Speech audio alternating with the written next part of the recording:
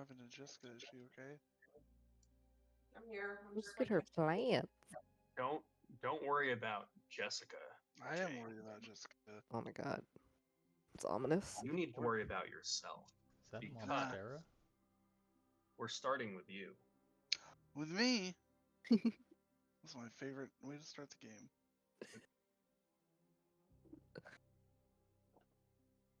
Fair.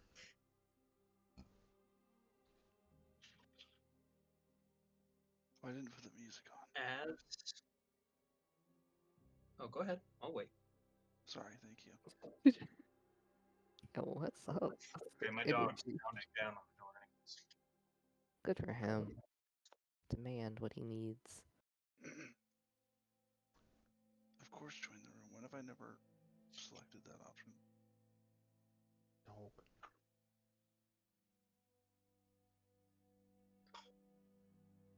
Cool. That dog.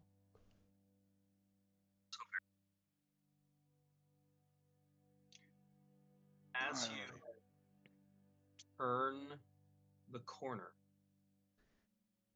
of this cobblestone street, you notice it begins to rain, and it's probably about time you should be heading home. There is a somewhat of a commotion, as the last drop is always a little bit rowdy, but you know this neighborhood. No one's gonna mess with you, certainly not with your kid by your side. And as soon as you get just to the precipice of this side of the barn, you begin to notice that commotion isn't the typical jolly jaunt that comes out of the last drop. You hear someone screaming, not out of joy or anything like that, but for help. And all of a sudden, all the screams are cut short and you don't hear anything at all.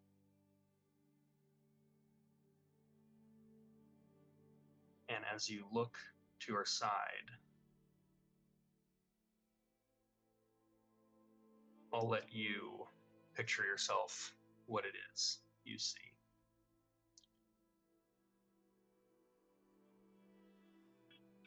And as you blink, you feel your hands wrapped around the trident as you have Elhorn's uncaring eyes just blankly staring through you as the life has left his body.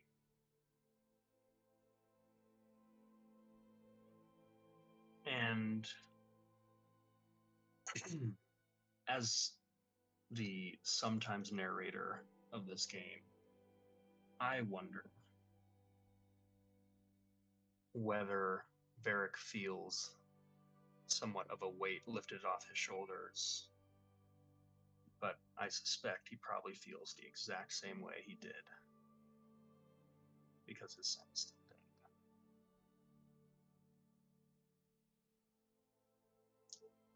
As you grapple with that moment, it does begin to rain, and the cacophony of the area around you, whether it's the brawl from the last drop or the brawl at Barrowmore, right now neither of them really feels like they're all that different. You're just staring at those dead eyes.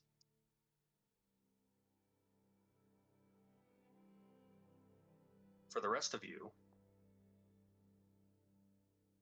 there's this pause outside of Barrowmore as Valeska Vale has been captured, and although more giants and Oni are storming the beach here, it's almost as though the second that Varric runs Elhorn through with this trident, the entirety of the battlefield just begins begins to hold his breath. And you all watch as Varric just stands there, paralyzed. The giants begin to run.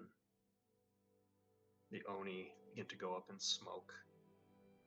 And the sky above you darkens with the retreat in smoke. So with that, what are the rest of you doing?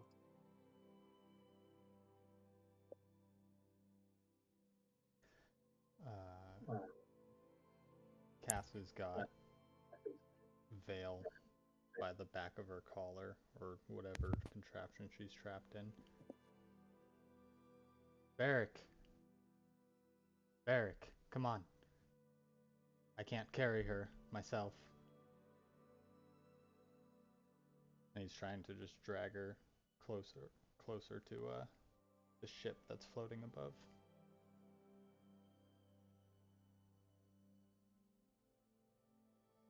Varric takes the trident out of Elhorn, and as he falls to the ground,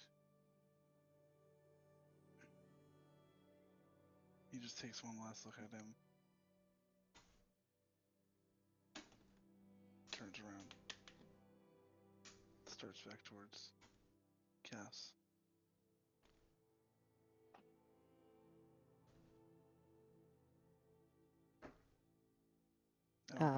Varric, as you take that last look, the thought occurs to you that this is right here, right now, with Elhorn lying lifeless there.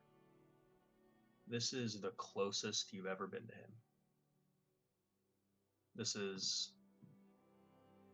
the first time you've really been able to study his face. And you recall that for the longest time, everything you did to track him down, you had no idea what he looked like, and you knew that he had no idea who you are, and he had no idea what he did.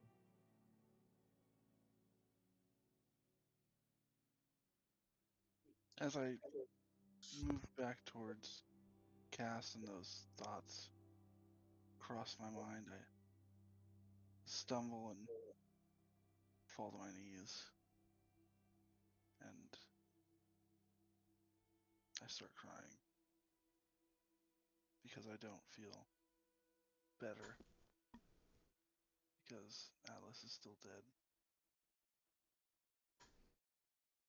So with that, Cass, as Barrymore is still in chaos right now, it looks like the forces here are repelling the fleet that is descending upon you. You look in the distance, and almost like a wave, you can physically see news of Elhorn's defeat reaching the perimeter of the fleet as you watch as it begins to disband. You watch as what was previously this juggernaut of naval power. Ships are moving in different directions. They're running into each other. The Rust Alley whalers in the distance begin pursuing the Dread fleet back into the territory of the Bone Hunters. You look at Varric and see he is completely gone right now. With that, you can feel the rhythmic movements of Valeska actively still fighting the bonds of her captor. I drop her roughly to the ground. Make sure she doesn't do anything stupid, Sandara. Yep, sure. Can you? Now I'm going to go to you, Sandara. If I may, now that the chaos directly around you is fading, you hear Cass speak to you. Whether or not you process it is up to you, but there are faint sparks of golden light that are just kind of like falling down, almost like a snowfall. And you look up and you just faintly see the last of that ripple of Solonor's gate spell as that door is closed. And I wonder where Sandara's vision goes, and if it would wander towards where you saw the meteor fall. That quiet, lonely little island beneath Belendry is just that. You just see smoke.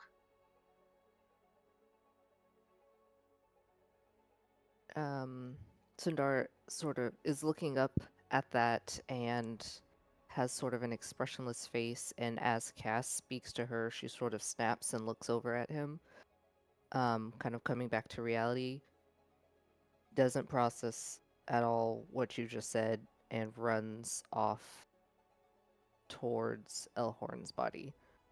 And I'm going to try and find his piece of the inevitable, the book, or grab it. Okay. Sandara, you run past Varric and you absolutely pick up that piece. As you do, you hear this almost like alien humming that comes from the book as you lift it off the ground. Like this metallic harmony as it moves.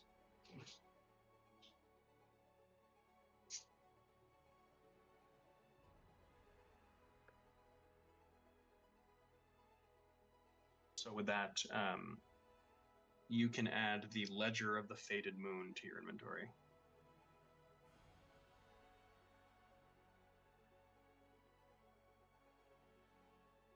And then I will run back and kneel at Varric's side.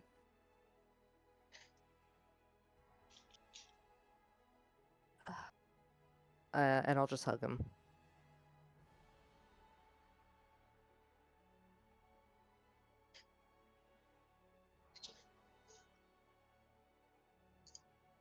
When I feel Sundara hug me, I'll stop crying,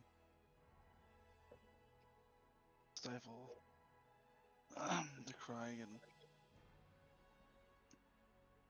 ask her, what am I supposed to do now?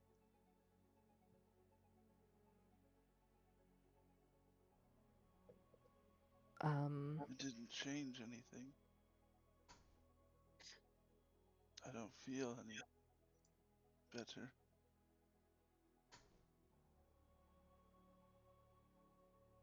I don't think I can tell you what to do now, and I don't know if I have any idea that might make you feel better, but battle today isn't over.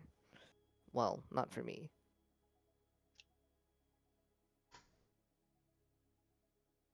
Where to next? I stand up and I say, I am going to help Solinor. I know right now he is facing Faraday, and he's well, I know he's pretty weak because of me, so I'm gonna go do that. I don't.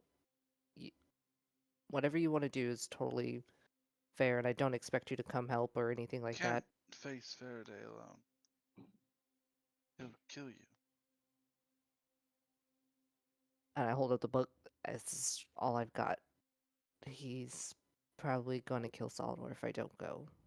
So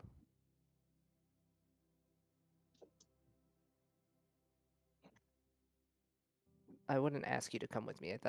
You've got a lot of other things. And I look over to try and see where Cass and Samugi and Alara are, because she's she's probably more antsy than you've seen her before. I'm trying to move. I'm gonna ask Samugi and Sandara to give me a perception check. Okay.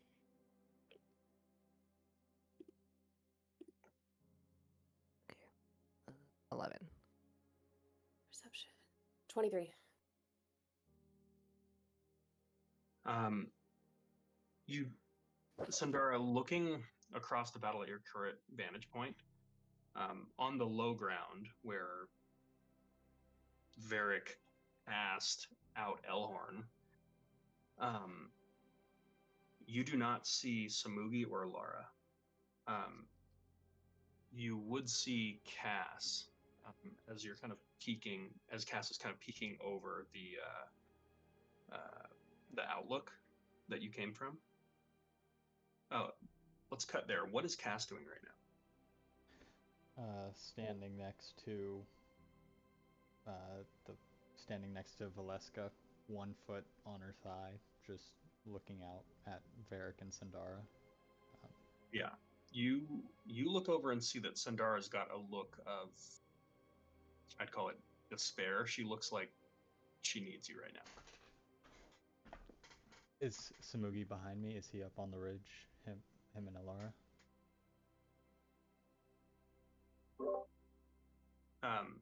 So Samugi, what you notice Samugi is doing, because with that perception check, Samugi is slowly walking towards Alara, who herself is standing above Thanya.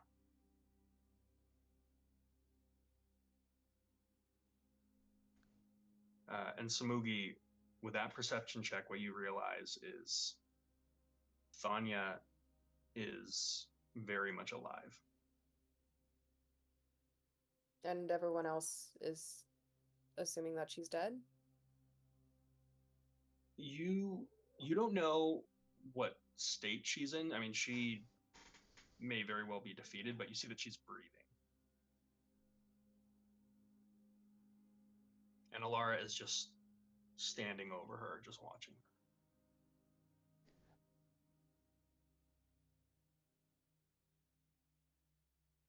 Who's the one that defeated Thanya during our last battle? I wasn't here for that.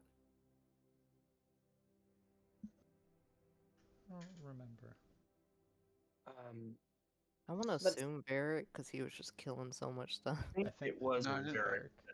that did the final blow. Okay. Yeah, because she was about to smash on Cass. Yeah. Yeah. Killed like 3 people in 1 turn. Yeah, I killed her and the frost giant and I'll say this. Samugi, what you notice is Thanya is laying in a pool of her own blood, yet she has no wounds that are visible. Samugi walks over to Thanya and Alara and with his arms he just kind of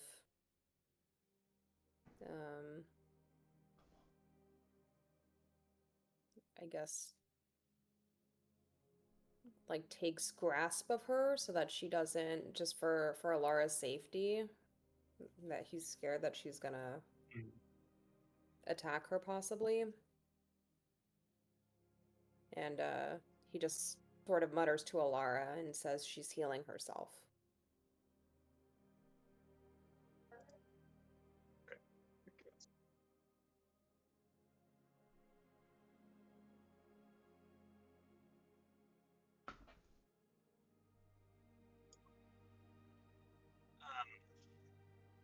Smoky, I would like you to make a wisdom saving throw, please.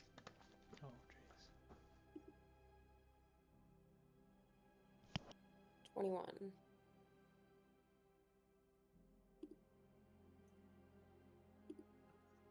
Okay. Wait. Is a wisdom check the same as a wisdom saving throw?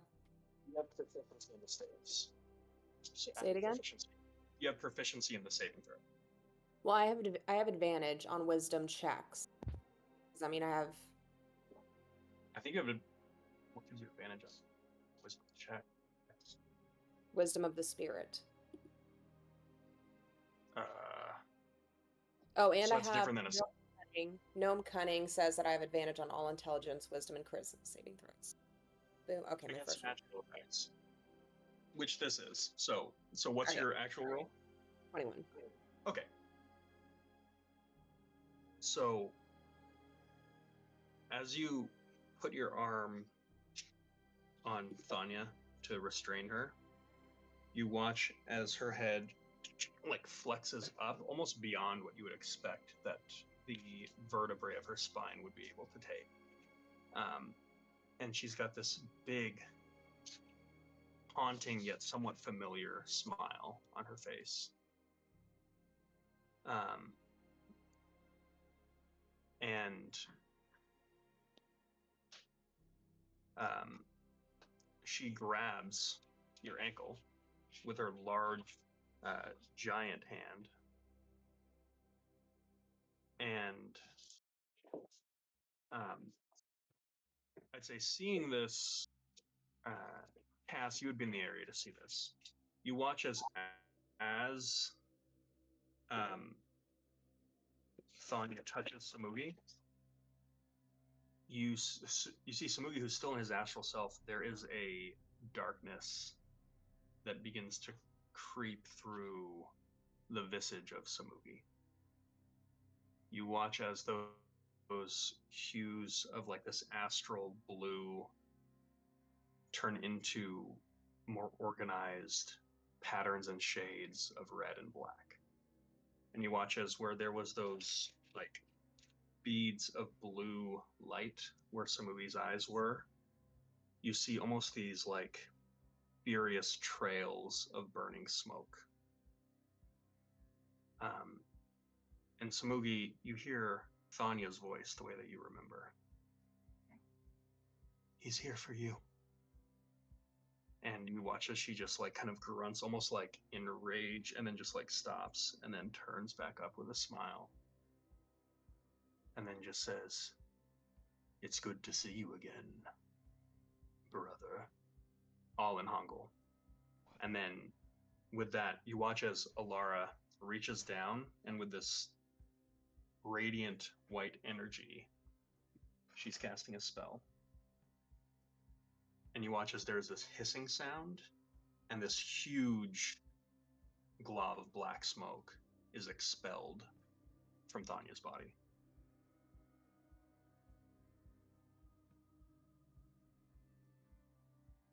Cass is unsure if he should shoot or not. What the fuck? His gun is Is out. Samugi like in control of his body, or You are in Back- control of your body. Give me a. I'll say this. With that check, you get flashes of. You get a vision of yourself leading an army of perfected Hangul that is just blazing a righteous swath through all of Koza. You feel the royal armor on your shoulders as you are just cutting through these barbarian tribes to bring order to the north.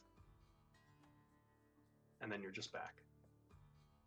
And then, Cass, you just watch as that black smoke leaves It doesn't. It actually just goes inward. Like it's just something kind of bloomed out and then went back in. Did he call me brother? He did.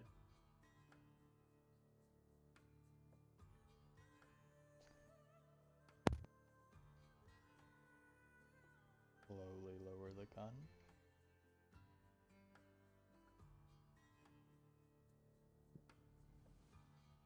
Hey, everything good over there? Alara, Samugi, what the fuck was that?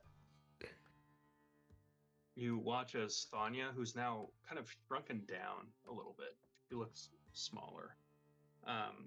She is unconscious now. Alara just kind of leans down and then turns to you, Samugi, and just says, I've got her. Just don't do anything creepy with burnt meat.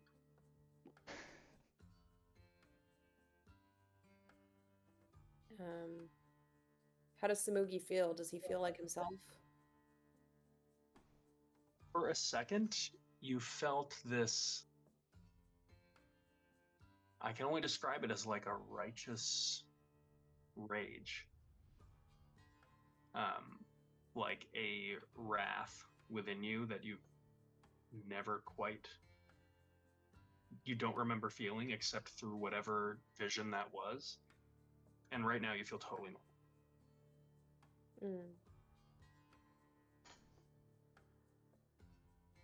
The voice of Sandara calling out to you, Kaz, kind of echoes through as your awareness is brought back. Okay. Fuck.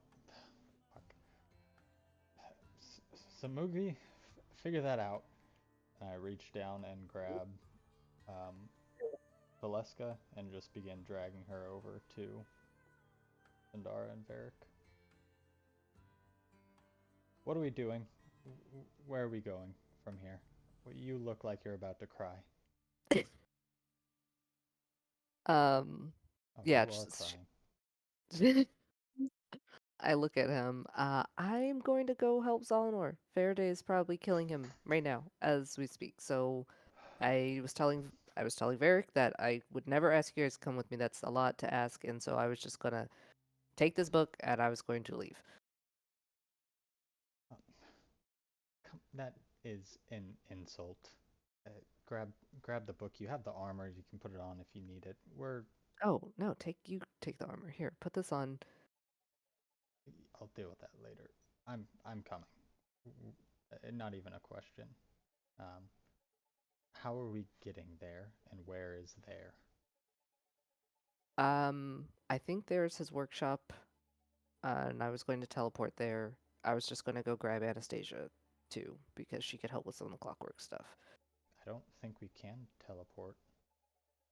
Oh, well, walk. Get on our ship, fly a little out. Okay. I mean, you have a prisoner. I have to move. Okay. She's like moving. She's pacing. She's ready to go. Fair, can you... Hey, buddy. Oh, you're muted. Yeah, we carry the fucker. Oh, should we leave the body? Elorn's body? Should we take that too? Just, I don't know. I don't want to see it. Do you get... Yeah, I'm gonna... We'll grab the stuff. Yeah. I'll go do a quick pat down, real quick of Elhorn, and then run to the ship. I'm gonna start moving. Not running. Surveying the destruction.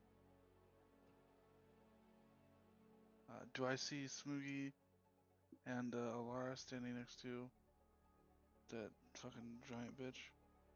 Yep. She's not giant anymore, right? Oh, He's large, but he's smaller than she was.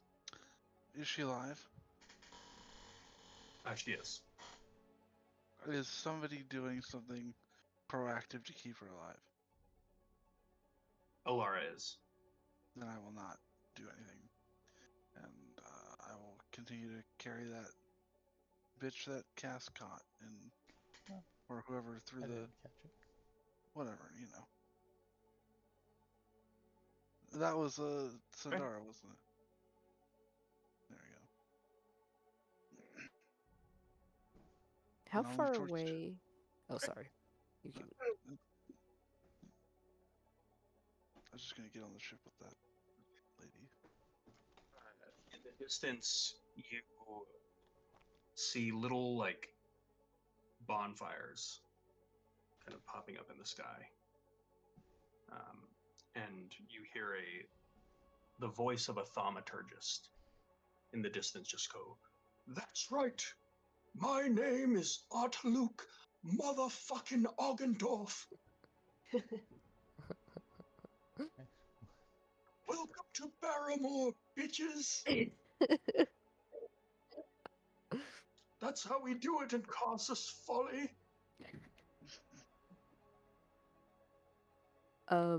When how far away is the ocean stuff that is happening? Like the other clock, not the icebreaker, but the other clockwork ship. How far away is that?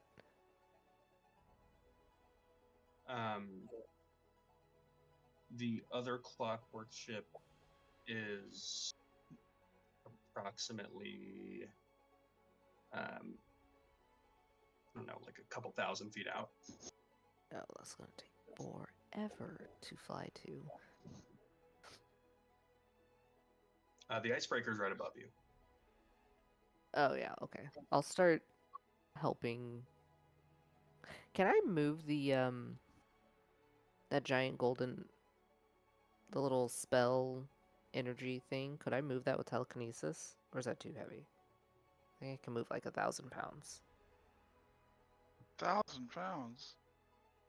Why am I carrying this bitch?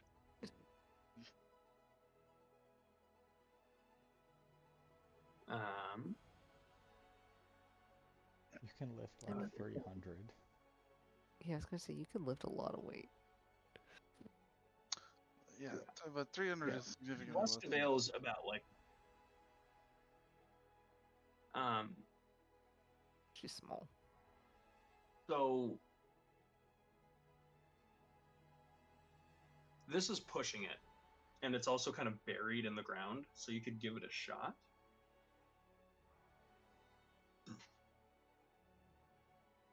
Yeah. What are you trying I'm just trying to put it on the ship.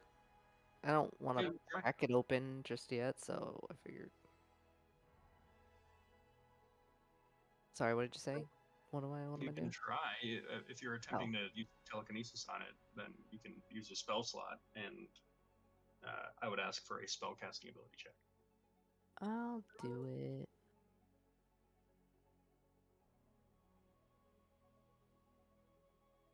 Oh wait, I don't trust these dice, is what I learned.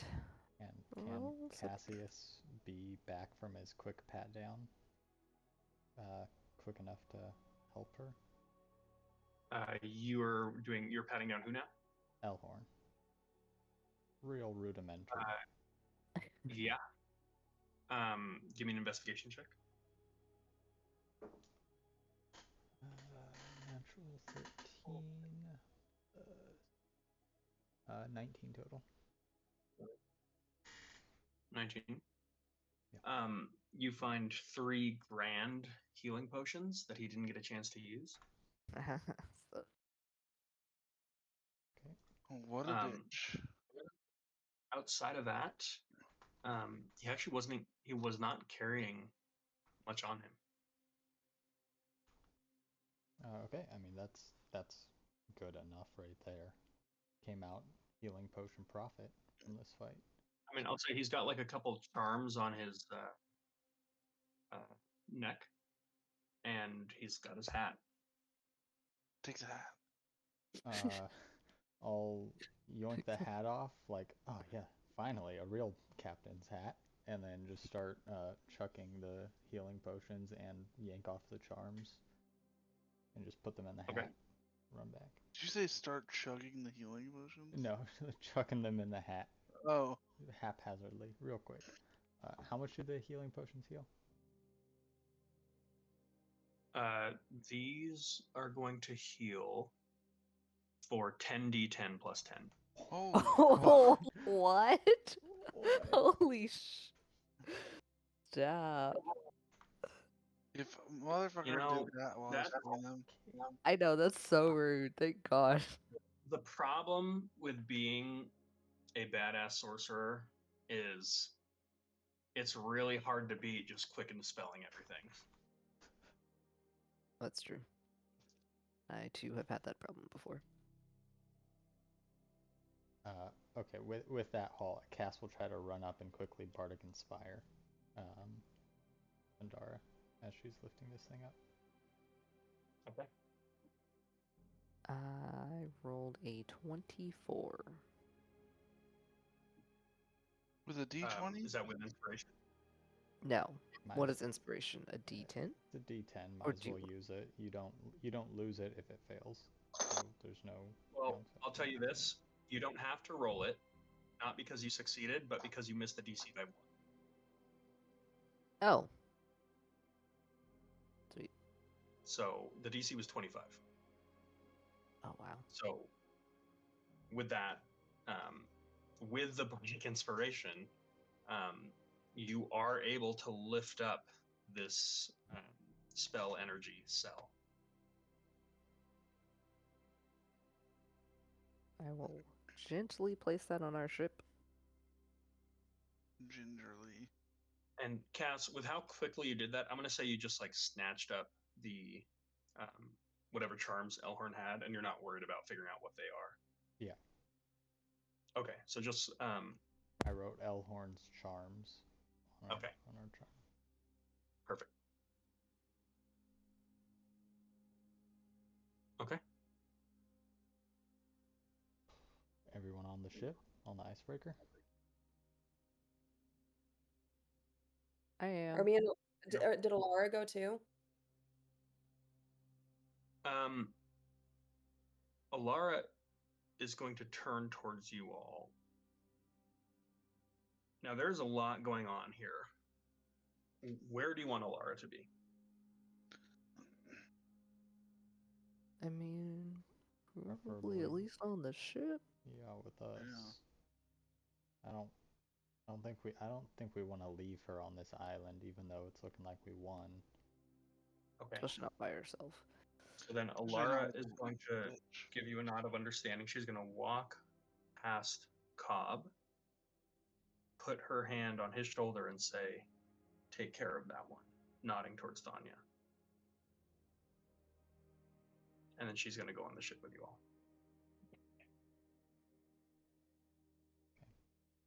I'll throw that bitch in a cell. Her name is Valeska. Whatever her fucking name is, I don't know. I don't care. Stop calling my female NPCs bitches. I know, My he does that a son lot. is dead. And I killed this murderer and nothing happened. So At dramatic. some point, it's the same excuse. We all get it. Son is dead. I thought her name was Vale, to be honest, but whatever. I mean, Name it's is Vale. Valeska Vale, so you're correct. Okay. I will put her in a cell. While Okay. keeping those weird manacle-y things on her or whatever they are. Okay, The bands of brothers or whatever. that's what they're called. Okay. So, with that, you look at the grizzled goblin crew, Forgot about and you see Briggs there, who is just covered in gunpowder. You notice a bunch of the goblinoids that he has with him. About half of them are wearing explosive vests. The others are suspiciously missing theirs. You watch as Briggs walks over you guys and he just goes, "You guys, things are going to be a whole lot different now. You just took out the Bone King. We're all going to be real famos now." I mean, we killed a lot of famous people. I mean, he's not wrong. We just took down the King of Langston, guys. Where people are gonna know about us now. Well, we took down one of the copies of the King's Place. Okay, We're going to Let's- have enough street cred to buy all the places. focus on the positives. Sundara's been commuting with Bev this whole time.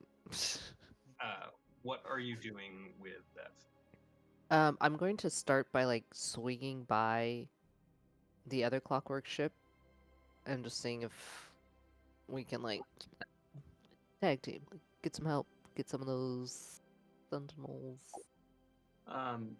So Out. as you go to commune with Bev, um, as you're used to, you find yourself in that kind of that clockwork void of just like being in complete darkness, just hearing clicking, um, like a faint grinding of gears.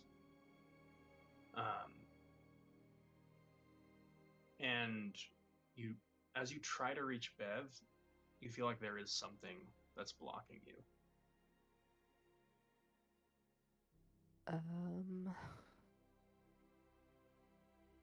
Do I know what it is that's blocking me?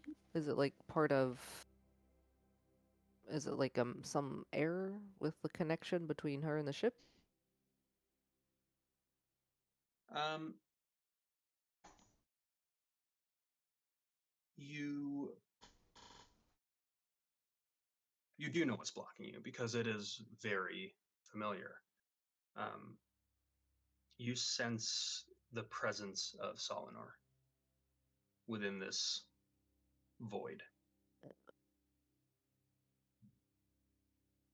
And you hear his voice fully distorted, as you could tell when he left you this message. You can just kind of sense his signatures. And with that, he just says, Sandara, I'm happy that you've survived. In the event that I don't get the chance to tell you myself, I wanted to say that I am sorry. I was cruel to you. I lashed out at you. And I pushed you into exile because I was afraid of you.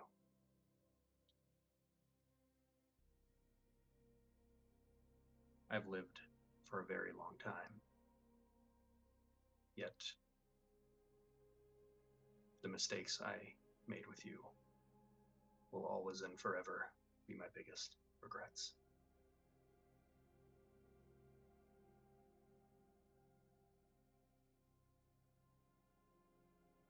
Goodbye. And with that, you hear like, you feel the consciousness of Bev fading in, as though you had just begun to commune with her as she waits for your instructions. I try and instruct her to fly as fast as possible to, like, to pull up right next to Anastasia's ship. Okay. She does. So you all, if you're not like Sorry, guys. particularly strong, I forgot. in fact,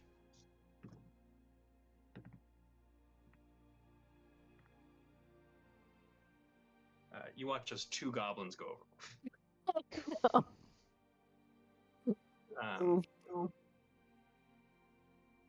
After about 4 seconds, you hear this distant as there is an explosion on the grounds of Barrymore. Well, I'm watching James desperately trying to unmute. They were wearing their vests. And they At just least fell one of and them was. exploded. Holy shit! we Awesome. lost one ammunition, guys. Yeah. Really watch quick, it. before we move on, I just went out to go to the restroom really quick, and my grandma is watching Bad Boys at like volume 90. So loud. And also, I don't know why she's watching the first Bad Boys. but it's just like really surprised me. I was like, "Are you watching Bad Boys? Why is it so loud?" Good for her. So That sounds about right. the party at the Crumb House tonight. D&D and Bad Boys. Wonderful. Saturday All night right. vibe. So with that, you all just jet it towards the other clockwork ship. After you make it about 300 or so feet out from the manor itself, you hear this whirring sound, and the teleportation sigil on the icebreaker powers up. Nice. Oh, yeah. Yes. As you make it over to the other ship, you see Anastasia, who looks bloodied. You also see just a very few clockwork sentinels left that are in various states of disrepair. All right. I will. There's no teleportation circle at the workshop, right? Actually, let me ask her. I ask Anastasia, um, if Solinor's facing Faraday at his workshop. She, looking at her, she looks wrecked. You watch as she's got like a cloak that is like over one side of her body, and she is just like very clearly soaked in blood and just like dripping blood. She looks at you confused and says, I don't know who Faraday is, and I don't know. He sent me away. He sent me away. Don't want to teleport us there if that's the wrong place. She heals 30 hit points. Or, no, I'm sorry, 60. Okay. As Cass sees how fucked up she is. He knows she's important. And his arms wither a little bit as he heals her. Cass, you watch as you do that. Your one of your arms that you reach out to cast a spell almost becomes somewhat translucent and just like goes completely like jet black. And for a second almost turns into like this almost like gaseous as you reach out to her, and you watch as kind of the same thing happens to her arm, except there is no arm. She is missing an arm right now. And you have stemmed the bleeding. Shit. Fuck. Can't deal with that. Well, you kept her from bleeding out. Okay. Okay, good enough. Good job. Good job, Cass. Yeah. Saving lives. She looks at you with this look of, I'd say, genuine, like, surprise. Especially seeing that you've damaged yourself to do this.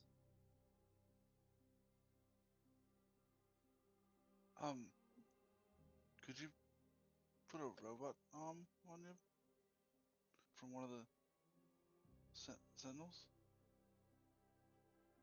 She gives you an annoyed look and then looks back at Cass. It's a valid question. Got a lady with a robot leg. Yeah. Listen, that's all I can do for now. I don't know what Sandara has said, but we don't have to fight here anymore, I think. You watch as she walks towards you and kind of weakly holds up her arm to touch you on the shoulder, Cass. He's a little hesitant. Wait, that's what happened?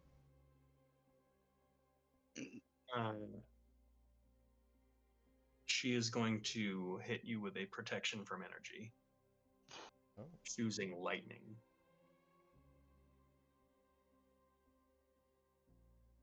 Is that resistance to lightning damage? Yep. Cool. and Thank looks you. over the rest of you. She's actually gonna twin spell it and hit you too, Sindara. Oh, sweet.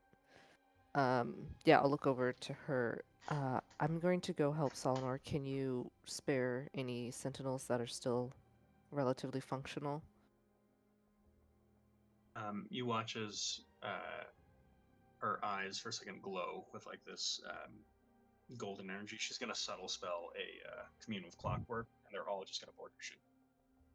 Sweet.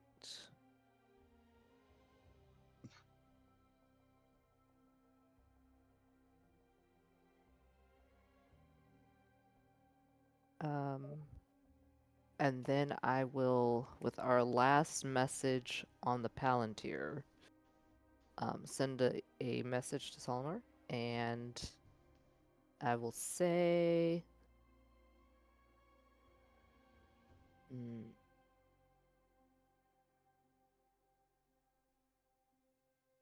tell me where you are.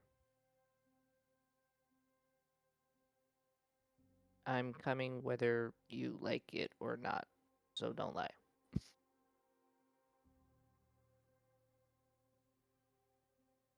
There's no response. Okay. I'm going to. Okay, question. Can I commune with Bev to tell her where to fly and then leave and like leave her on autopilot? You can. You've also teleported to Solonor's workshop before. Yeah, that's what I was going to do. But I also wanted to send the ship there. Oh, I you can't wanna have teleport. her- I can't send. Oh, I can't teleport a whole ship. Like, Yeah, you can. you can do that. Okay, that is what I will do. So I will. I guess tell the crew first. Hey, this is gonna go fast. Everyone, buckle down. Um, get Well, I'll wait for inside that if one. you're a small goblin. I don't want to lose any more of them. And then I will commune with Bev, have her. I guess instructions will be fly to the workshop and shoot down any ships that look like Faraday's on the way. Okay. And then I'm going to teleport us into the workshop. Me and as many sentinels as I can carry.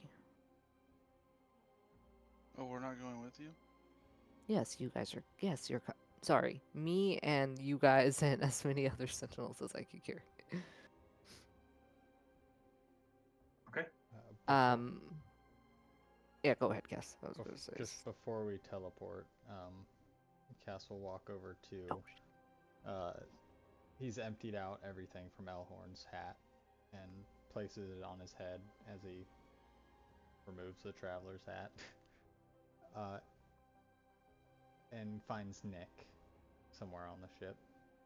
Okay. Nick, we have a prisoner in the brig. No, I didn't. Oh, yeah.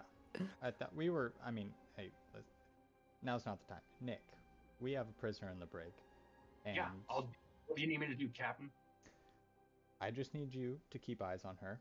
In fact, you and your best mate of choice, two of you at all times, keep your eyes on her, one at all time at least. I can do it. I won't even sleep. I won't blink. No, please make sure you sleep. Take care of yourself. Drink, eat, take breaks, shifts, coordinate. You can do it. I believe in you, buddy. And you watch as he just kind of like gets this look of inspiration as he just goes, "Yeah, I believe in me too." How old's And this he guy? turns around, like 16. Oh, okay. No. Before he turns around, hey, hold on. Hmm. Got too many hats now. He puts the traveler's hat back on and then nestles Elhorn's hat on Nick's head. Now, Just a bone, please. now, you know, you're not higher ranked than anyone else on this ship. Danny's still your superior, as is pretty much everyone else. But It's to keep. just saying, you have the you have the hat. Kind of makes you the captain. Anyways, trusty Nick. And I walk off. This is so cool. even though and you hear him like muttering to himself, like he's like, "This is so cool," even though I was technically on a crew already. It's just different. That's right. Okay. With that, Elhorn's going to, or sorry, new Elhorn is going to go do that. And yeah, we're back to Sundar. What are you doing? Let's see. Is Danny with us? Did he come up to the ship with us? Did you want him to? I feel like yeah. You're a crewmate, so you tell Danny where you want him to be. On the boat. On the boat for sure. He's on the boat. Good job, Danny. He kind of looks at you, Cass, and he's like, "That was all that about." Just some inspiration. You know, I never really realized how young he was. Yeah, he's already got his head in the clouds, so he needs reality. Oh. Well, Yeah. listen, I trust you to whip him into shape more than me, really. I'm not a role model. You can say that again. Okay, so you're just like the fun dad. Yeah. I got one of the captains has to be the fun one. I'll take that role. Sure. As long as one of them's a serious one. We got a few. Who was that? Yeah, I was gonna say. To be honest, I thought I was the fun dad, but yeah. So we got two people who think they're the fun dad. Great. I feel like okay. I kind of walk over to you guys as you're having this conversation. Come up next to Danny. We're gonna go teleport into a workshop that was just being hit by a meteor swarm to hopefully deal with a like super powerful wizard. Are you coming with? Or are you staying here? You tell me, Captain. Yeah, sure. Eff it, come with us. Sword, and he's like, meteor swarm, huh? Sounds like it'll be a fair fight. And he just walks on. Head in the I'm clouds, going. huh? I'm going to use the clockwork healing flower I got to heal myself before I. Okay. Because I forgot that I'm actually very, very low on health. Okay. That's a great idea.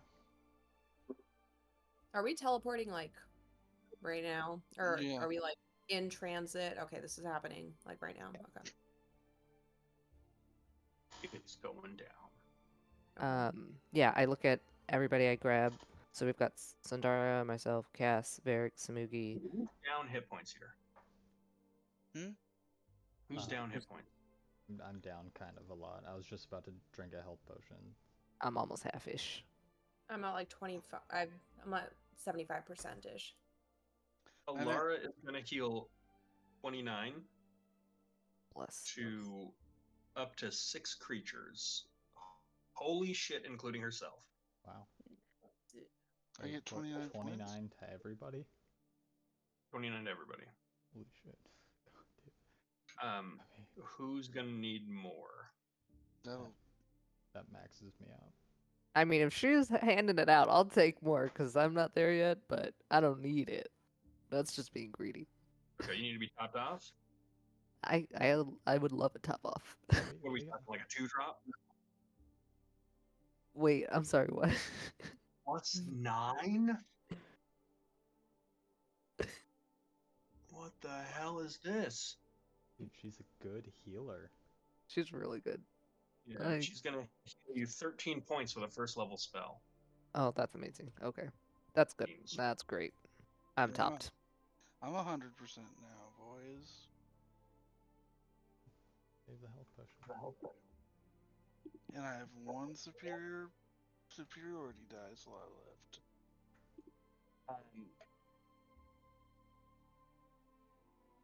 Alara is gonna burn some significant. She was pretty hurt herself, actually, probably more than any of you.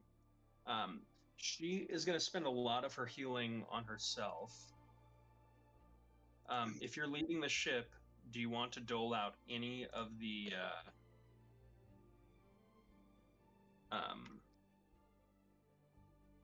spell energy from the cell that you carried on here? Yeah, do you guys want spell energy? I actually still have a good amount of spells left. Ooh, but I could get my I'll get take my it. meta magic points or back, right? I don't have magic, so Or sorcery points. Is it a keg we can crack, or is it an all or nothing thing? Good question. Keg you can crack. Basically, the way this is going to work is there will be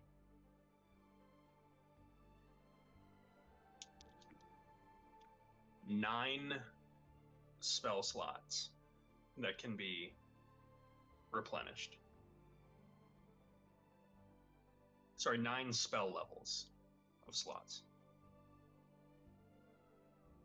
So it could do 1 9th level spell, or like a 6th and a 3rd, so on and so forth. Well,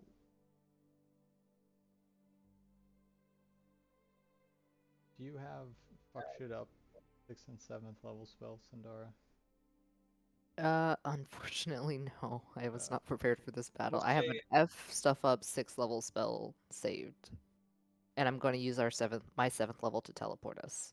Alara Which is down a 7th level, and it's a power word fortify that gives 120 temporary hit points to 6 creatures. that's really good. Yeah, I mean, probably. Yeah, I'm willing to. that Okay. that's why I was. Yeah. That's a lot. That's almost double my hit points. Maybe we should just, okay. Let's crack that open. Actually, can we do that? And then can I use the extra 2 to get some? Oh, I'm sorry. 120 divided amongst the spell's recipients. Okay. I mean, We that's can still. do. So, who are you guys just sharing it equally? Yeah. So Sure that's you don't 100, right? more Varric? Sorry.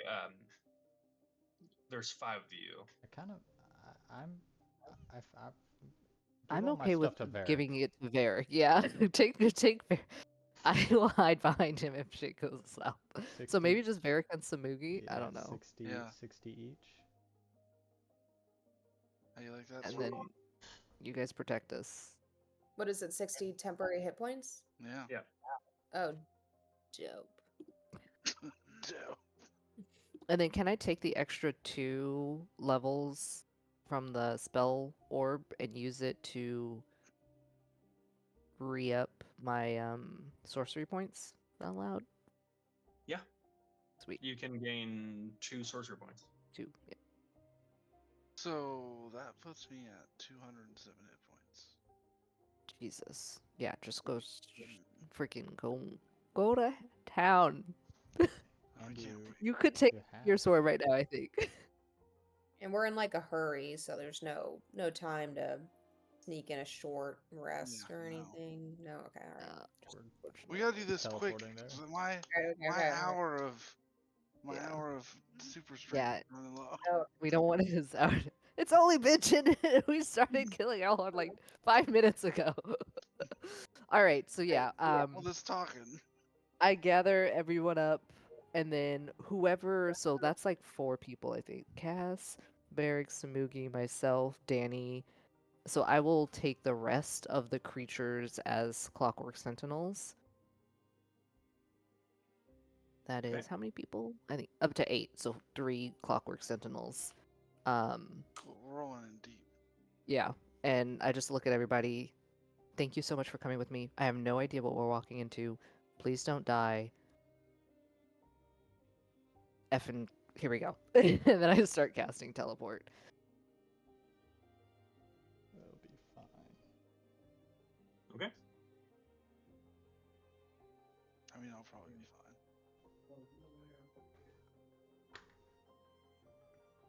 Okay. With that, where in Solinor's workshop are you teleporting?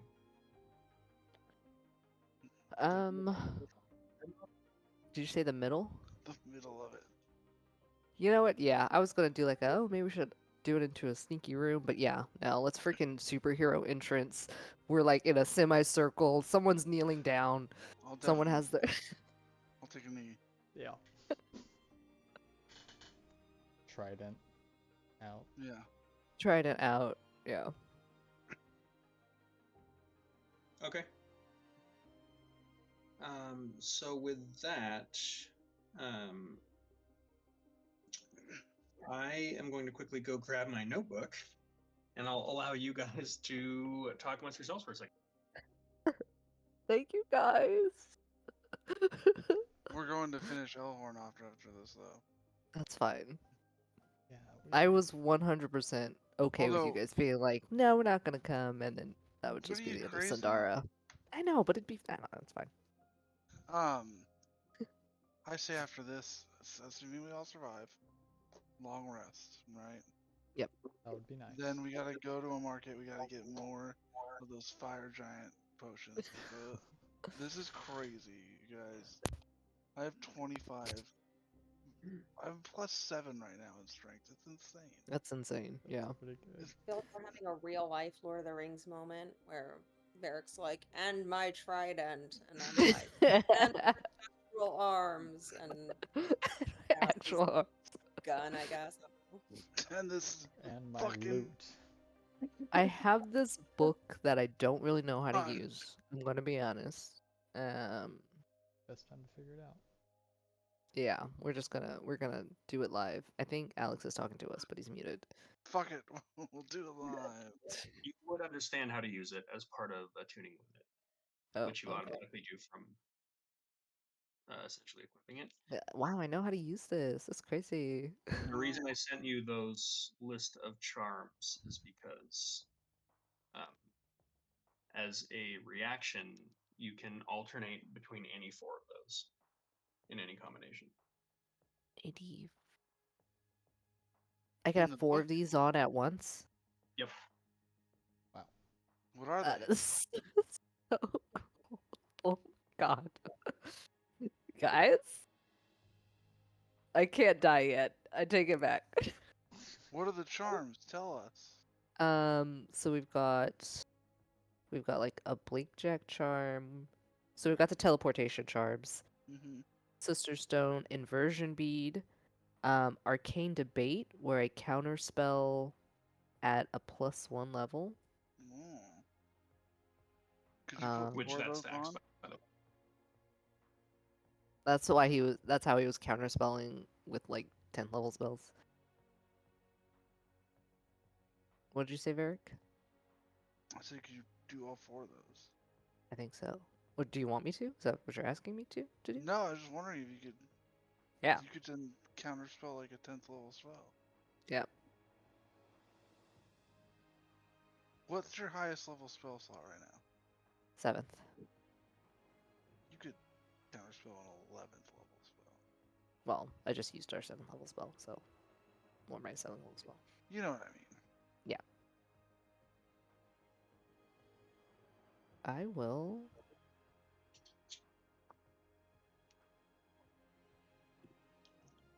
Cass, what level is your highest level spell? 6th. I'm 2 levels behind, or 2, character levels. Because Okay. So with that, you are teleporting into the center of Solnar's workshop. yeah. Okay. God, we're probably gonna die. I'm so sorry.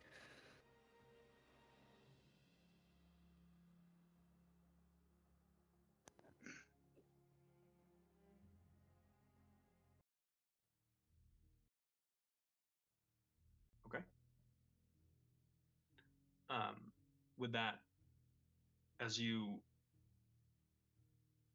teleport into the center of Solnar's workshop, there is this like plume of dust that is kicked up as you all enter, and it is dark. There is just sparking of disconnected wires and just a ruined clockwork apparatus. Um, you vaguely hear the sounds of something arcane in one of the chambers beyond. I start moving in that direction. Okay. There is a displacer beast around here, so just be careful. I stop for a moment and look back. Varric, as you turn around, you see an army of destroyed Clockwork Sentinels Holy shit. just scattered everywhere. Um, I'm. Oh, let's see. Has it, Go ahead. has it been 10 minutes since Elhorn died? Yeah, I'd say so. Jessica, while this is happening, give me a perception check for Samugi, please. Cass gains 1 point of exhaustion as his Bane effect wears off. What the fuck? You're 23. muted, Jeff. 23. Okay. You watch as Cass, as after he teleports, he kind of takes a couple steps and then wobbles and like stumbles, almost falls, and then just like catches himself, rights himself, and then just kind of takes a few deep breaths to steady. Looking beyond him, you watch as Samugi has bent down and picked up a vial of this somewhat familiar bright blue liquid. Soul juice. Whole tincture. I'm gonna have the Tincture. 4 Clockwork Sentinels that we brought with us just kind of spread out in like the 4 directions and start searching. Okay. Good idea. Are there still magical noises happening? They've stopped. Did I find this whole tincture just out in the It's laboratory? been used. Oh, it's been used?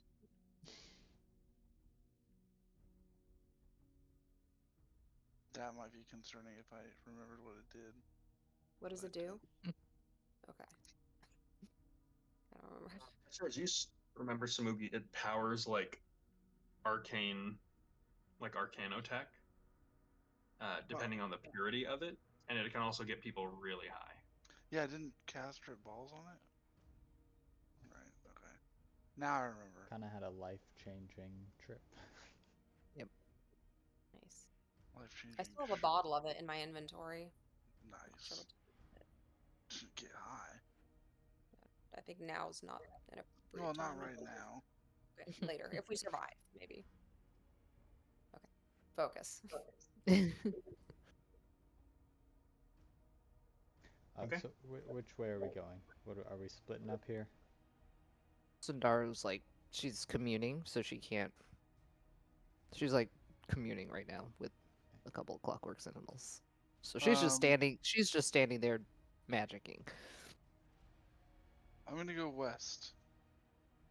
Okay. Sundara, as you're communing with the Clockwork Sentinels, I need a contested spellcasting ability check. Don't gasp like that. For all 4 or for one in particular? Just one. Which one? That is a 20, not natural. Okay. That was a You are stunted out Stunted. of this space from within the Sentinel's mind, and you watch as the machine shudders, turns, and moves in a way that you do not expect it to. It just kind of cocks its head back, and you almost hear through Solinor's mask the echoing voice of Alexi Faraday. What does it As say? you watch as all the Sentinels together in unison say, "Ah, somehow I knew you would survive. Come, we have much to discuss." And the Sentinels begin walking. I will follow the sentinels, I guess, then. Same. Oh, boy. Oh, are we gonna parlay? Parlay. Sundara, do you still have the pelt? Yep. Hand it to Cass. Well, what? You pulled it Do you out want of me the to? bag of holding? Yeah. Do you want me to? I don't. Can I just see the bag of holding? Yeah. Yep. Sling that over my shoulder. Are you gonna shoot it? As you're yeah. walking, these sentinels are all talking to you at the same time. It's as Faraday's voice is being projected, it's as though he repeats the same line with 5 different takes, but almost identical. Like ever so slightly different, all superimposed on themselves. So with that, he says, Sandara, I wondered what would bring you back to this place. I like to think of myself as a pretty imaginative mind. But coming here for love, I suppose I can still be surprised.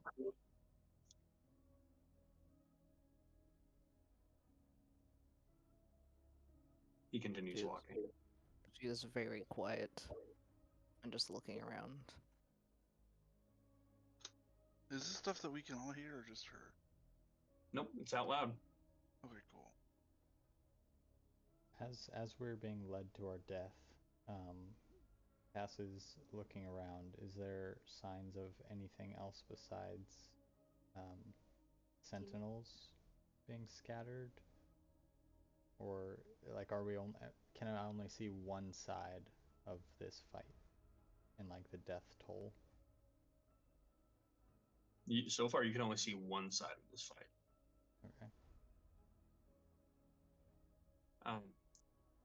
As you look over some of the sentinels, you see that some of them have been completely like severed, like they're missing limbs. At one point, one of them has been like cut diagonally, like across the chest, and just like body completely separated. Like something like molten metal just somehow like completely cut one of these things in half. Lightsaber. And all of the are all 4 of the sentinels leading us, or are they like surrounding us? 5 are leading you. They're not surrounding you. Okay.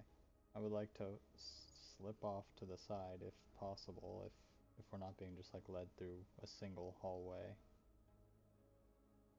I mean, you're kind of being led through a single hallway right now, but you can hang back and double back the other way. Nothing appears to be interested in stopping you right now. Whenever I get a chance to follow the group from just like a parallel path, I would like to do that.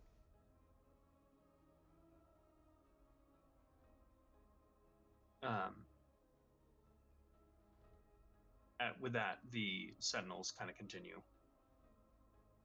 You know, Sandara, I don't know how much Solinor told you about he and I, but we used to be friends at one time. And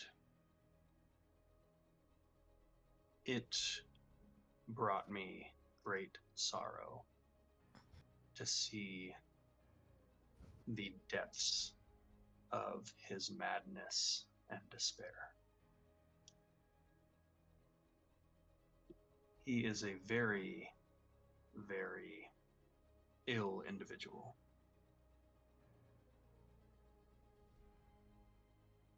Continues walking.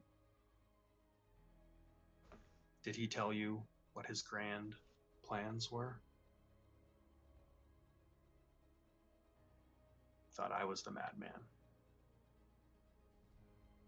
Anybody watching can see like she's staring straight ahead, like, kind of trembling and just not responding. She's not talking. With that, you hear the sound of this flash of blue. There was a lightning bolt that just went off. And with that, you watch as there's this faint, like, shudder of the entirety of the workshop from all around you. Those with a strength score under 18 would kind of have to steady yourselves while Varric and the Clockwork Sentinels just keep trudging on.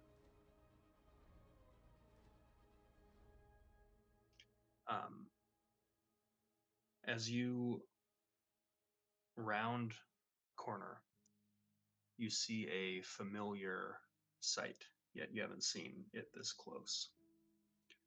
You're essentially in this hangar, and you see above you, connected by chains, the massive form of the body of the inevitable.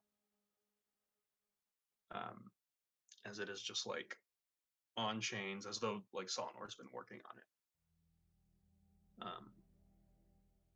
At the base of its feet, you see this bright red jewel about the size of about a melon, that is just kind of hovering in front of this arcane lantern. And you watch as you see 4 individuals. You see Solinor, who is on the ground, like smoldering, as like his clockwork coat has been almost like completely, like the leather on it has like melted to his body. Some of the metal components are completely like unusable and not working anymore. And you can tell there's like certain parts of this device that are almost like a record on loop, just like 2 gears hitting into each other and not able to accomplish their function. He is breathing and he is alive. Kind of pushing Solinor back upright with his feet, you see the Goliath figure of Conrad Grix. He appears to be wearing a black robe with the sleeves cut off, yielding all these like runes that looks like he's carved into his flesh, and that have scarred over. And he is wielding a weapon that you've actually seen before, Cassius. He's wielding a massive white moonstone maul.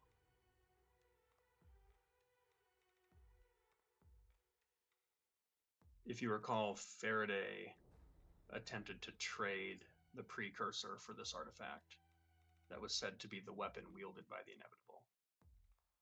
Okay. Next to him, you see Faraday, who is, he's got a, almost like a katana-like blade that he's just kind of resting on the stone here, just holding it, as he looks a little bit tired. But he just kind of looks up and gives like a look of acknowledgement. Next to him, her fingertips still smoldering with lightning, you see your sister Elowin, who just looks furious.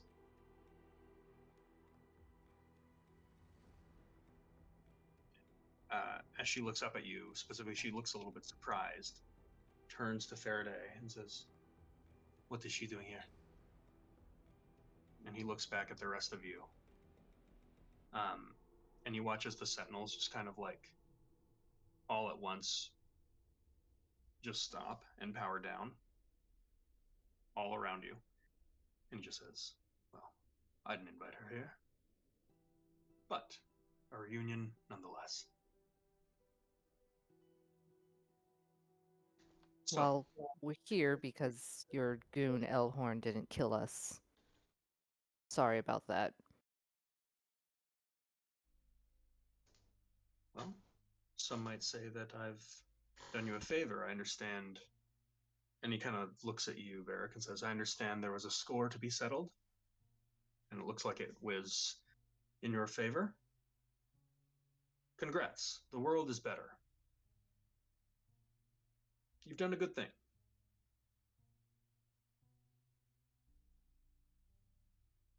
Now, is that what you came here to discuss? No.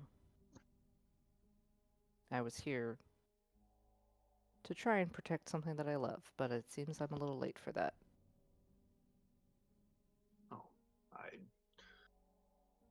I'd say that's absolutely not the case.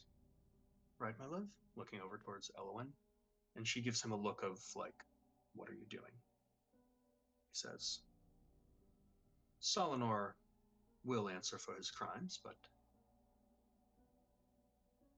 we can be reasoned with.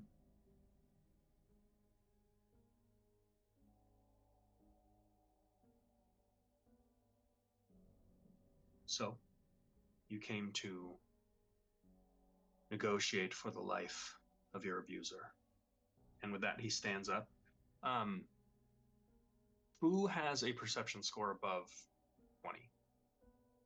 Or, sorry, an insight score above 20?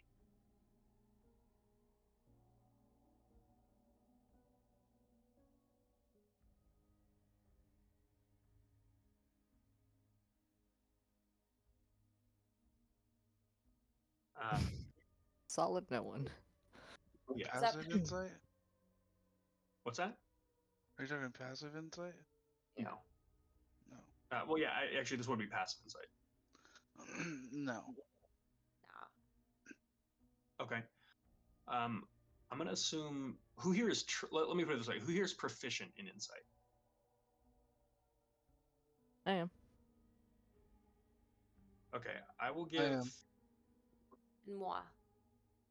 okay, I'm going to give you three an insight check on this. Sindar, I'm going to give you disadvantage. I'm sorry, I Emotional. feel like you're very unfocused right now. No, that's fair. You're right. Oh, you took a nat 20 away from me. 20? 15. Varric, Unnatural. I'm going to give you advantage on this, Varric. Ooh, I'll take it. Yeah, unnatural 20. Samughi? 23. That's my third 23 I've rolled tonight. Nice job, Okay. dude. Keep it up. Keep it up. Keep it up. Keep it up. Both of the group's warriors here, the non-spellcasters, notice something that Faraday is doing a very good job hiding. But there's a subtle twinge in the face as he gets up. He is in a great deal of pain right now.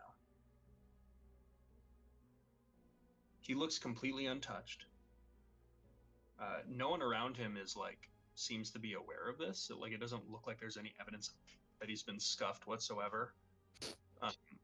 But he's not looking so good.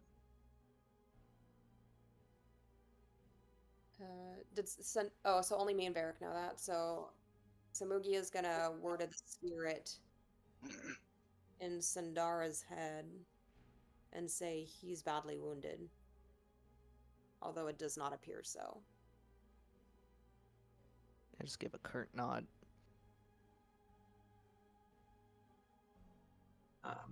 With that, he looks over at you all and says, well, this certainly is the chatty and fun bunch that I remember from my banquet.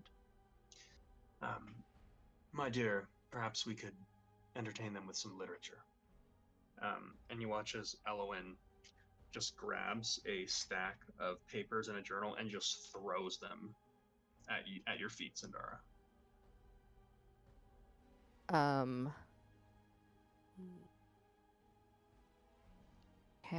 Well, how many papers? Do I just I'll pick up one that looks the most important, and I'm gonna close the distance towards Elwyn. As you look down, it's a valid thought, because it's like, what are you gonna do? Read a whole novel? You don't need to, though. Because it's not the words that are written, it's the hand that they were written in. This very clearly is the handwriting of your brother.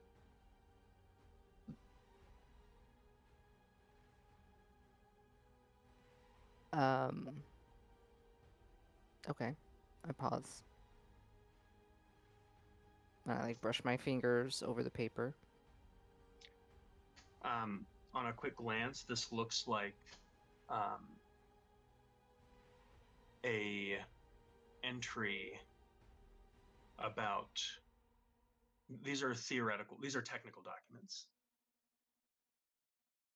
On just thumbing through some of these really quick, it looks like it's pretty clear that Nalaros at one point was Solinor's understudy.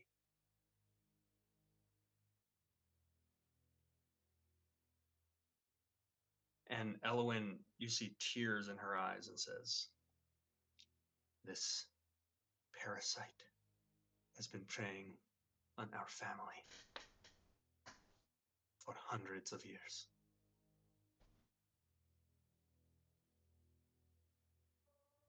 And with that, she is going to turn and she's going to witch bolt him.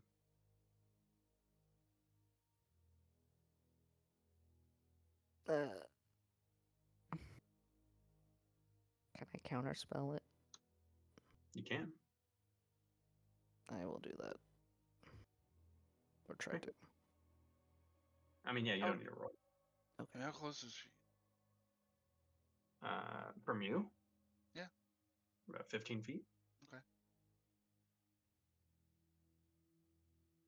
Elwyn, please stop. She looks at you with this look of just like shock and betrayal. Did you know? No. I didn't. Nelros was lost in his trials. We never. Why would. We all assumed he was dead. I don't understand.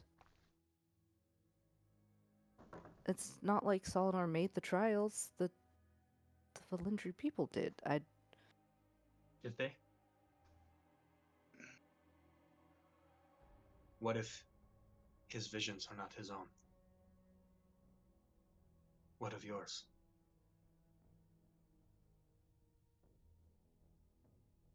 What if every step you took just brought you one step closer where he wanted you to be? He already told me that. I've reconciled that fact on my own, and I understand that it's Actually serious right now. You are so far gone. You don't even realize how much he's twisted your mind.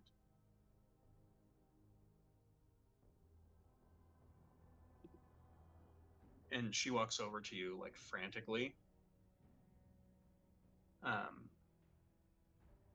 And she just like smacks the journal out of your hand and grabs you by the arm and starts dragging you over towards Um, as soon as I saw the pain in Faraday, I would like to have been observing it. And if you could let me know when a minute has passed, that would be fantastic.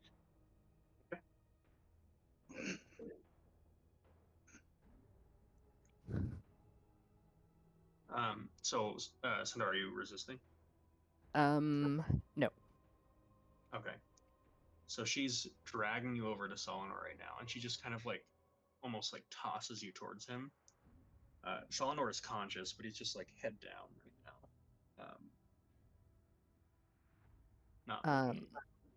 Sandar's gonna bend down and she sort of cups his face with her hand.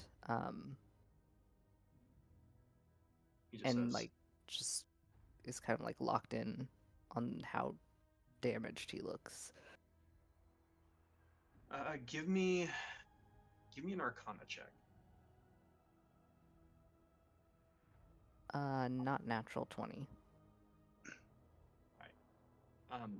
He very clearly is at a level of exhaustion where it's pretty clear that at this point he's almost crippled from being able to cast spells, where even a single spell, depending on how taxing it is, could kill him.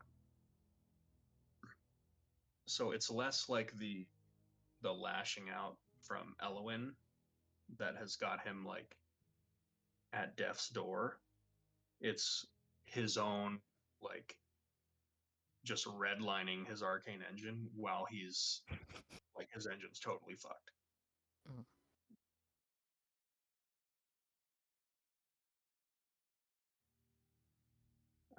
He just looks at you and says, "I didn't want you to come. I didn't have a chance to explain or tell you.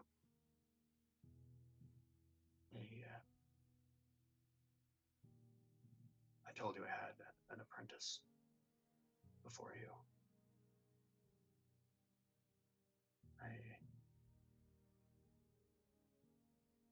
It was my fault. He was never supposed. He tried to do what I was meant to do. And he failed. And it's my fault that he's gone. Yeah, like tears are like welling up in her eyes. And with that, he just kind of like, he's like grasping at like your, your coat right now on your arm. And he just says, Sandara, you never should have come here. Please, leave. With your friends.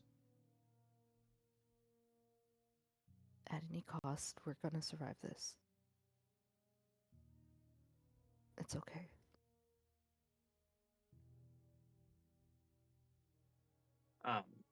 With that, you watch as Elwyn just like lunges forward and she just says, Ask him. Ask him what happened to Nalaros.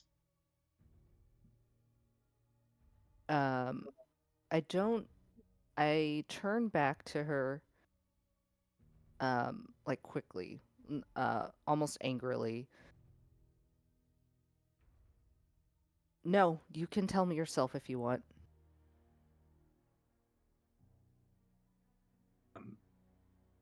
She looks over towards that red gem and says, He put him in that thing.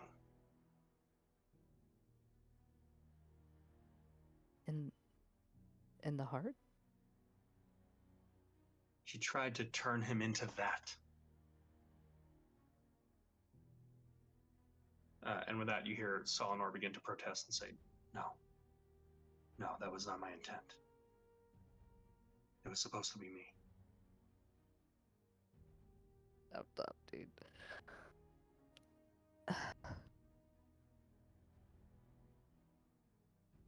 And with that, Faraday kind of gets up and says,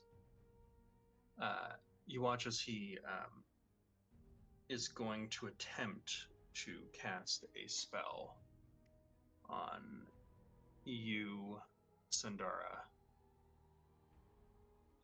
and your sister. He's casting a spell on both of us. The same spell on both of us. Yep.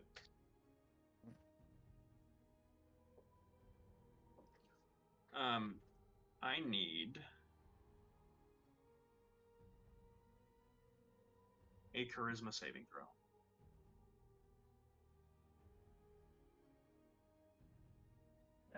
Okay.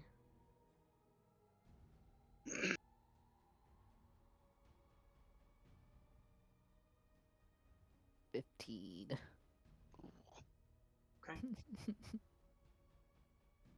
You watch as tears are streaming down Ellen's face, yet the tension in her face goes slack. The tears keep coming, but she is completely calm. And you also feel this overwhelming sense of calm. Just wrap around you like a blanket. Wait, is this charm? Have I been charmed? Have I been charmed? I would say that this would be considered a charm effect. Okay, can I roll with advantage then? You can.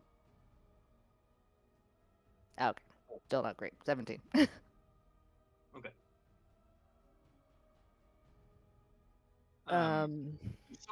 You absolutely feel the way that you feel, but everything's just like, it's almost like you're a little bit high right now. Like everything just kind of seems a little bit more okay. He says, wow, this has certainly been a very enlightening. However, perhaps it would be more prudent to discuss business. So who will be speaking for your group then? It looks like Sindara's got her hands tied right now. Perhaps we can continue our negotiation, Cassius? Cass isn't there. Oh, you're gone? Yeah, I'm gone. I've been trying to find some sneaky hideaway hole where I could have been observing all of this, Give me a stealth check.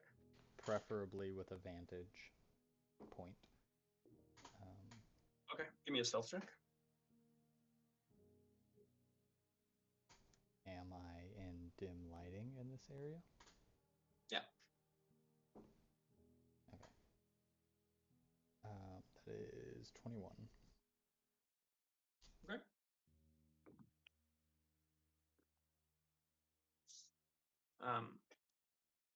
He looks around and says, I will represent the remnant.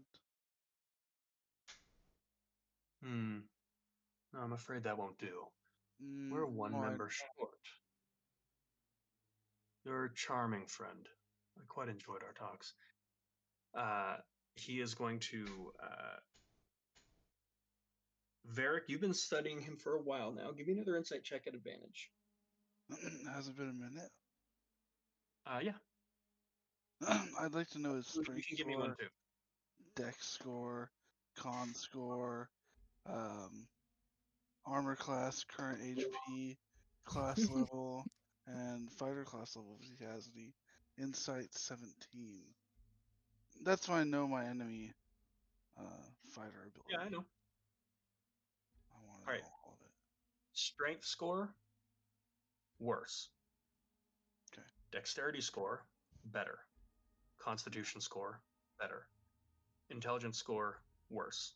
It's Just just kidding. con. Way better. Oh, it's just con?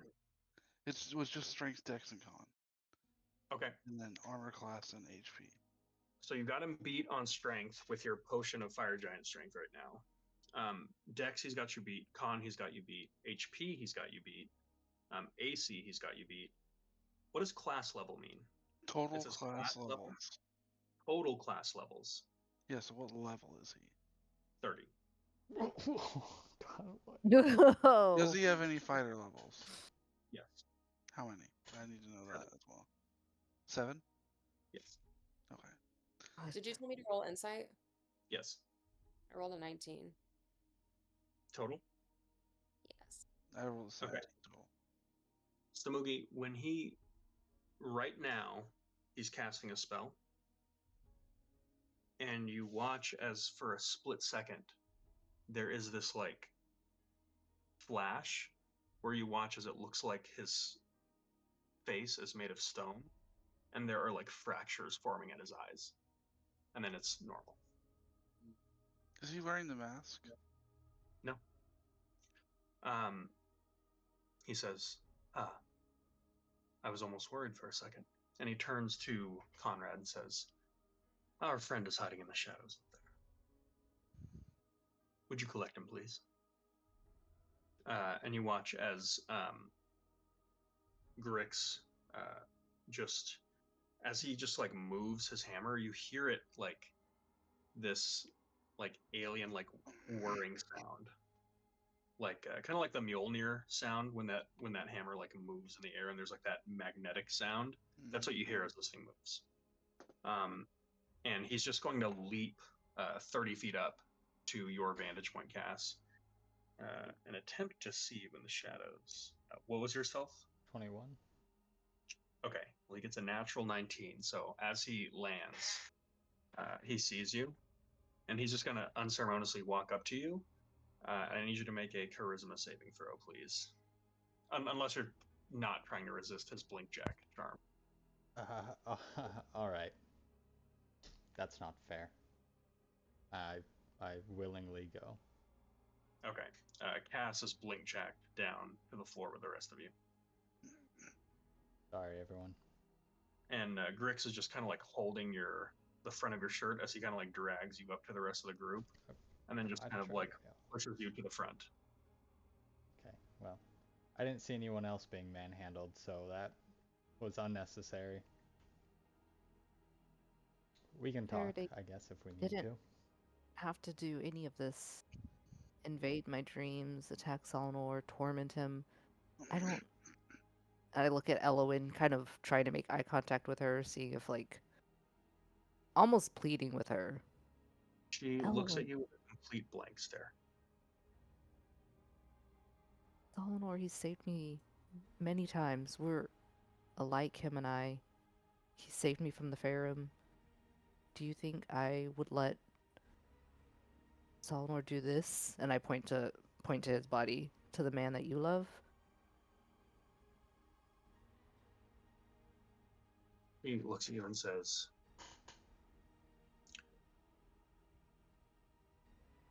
Sandara, you will always be my sister. And I will always love you. And I will somehow need to come to terms that you have chosen this abomination over your own family.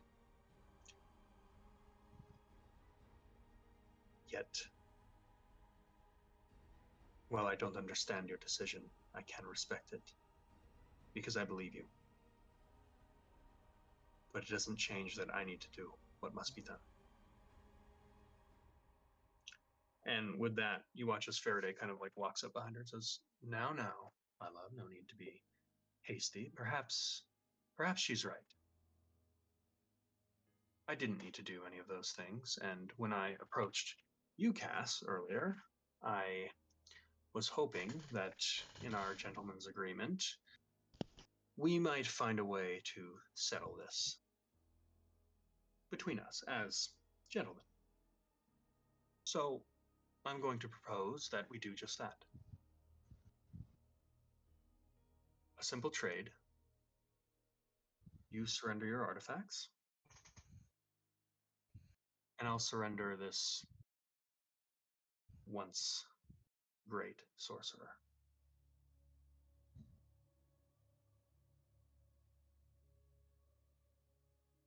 And because I'm feeling like I'm in a generous mood, I'll sweeten the pot. I'll compensate you for each and every one.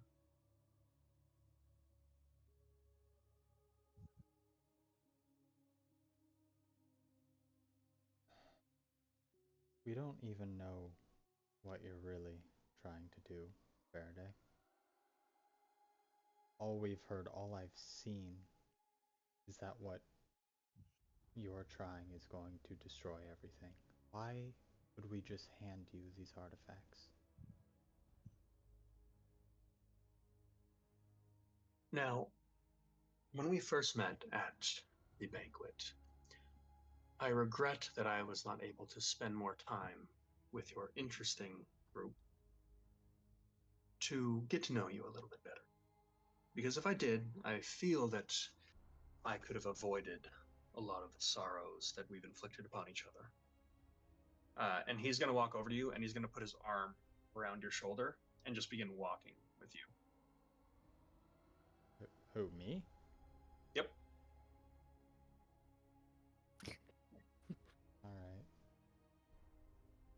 Alright. He is going to begin casting a spell, and he is going to open an arcane gate. No, now listen, okay, you impressed me the first time you did it. I don't think I can walk He's going away. to walk through it with you, and he's going to walk you into the astral plane. Can I follow? As you do, you feel this meaty Goliath hand on your shoulder and a stern look from Grix. I continue to follow. Okay. He keeps trying on me. Give me an athletics check.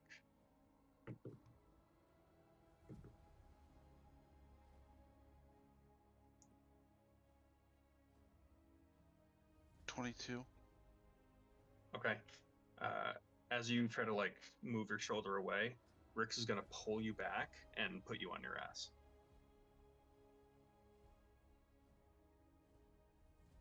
Okay, I'll stand up. And I'll just get in his face. Yeah. These two Goliaths are like nose to nose right now, just like not moving whatsoever. and it's getting a little tense in the room. Like those UFC pre-fights where Yeah. like it's real close. I'd say it's not like that at all You're gonna because neither of them are moving like at all. There's no like machismo like wavering or like cockiness. It's just like these are two actual killers. So just like two apex predators that are just eye to eye right now, just like praying for the other one to make a move. So it's not like a fun sporting event. It's like kind of legitimately scary.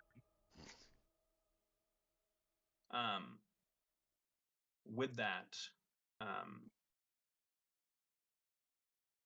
as Faraday is walking with you, um, he is going to cast another spell. And he's just going to walk you through like gate after gate after gate, where you're just like almost walking in this circle, just like going through different planes as you're walking.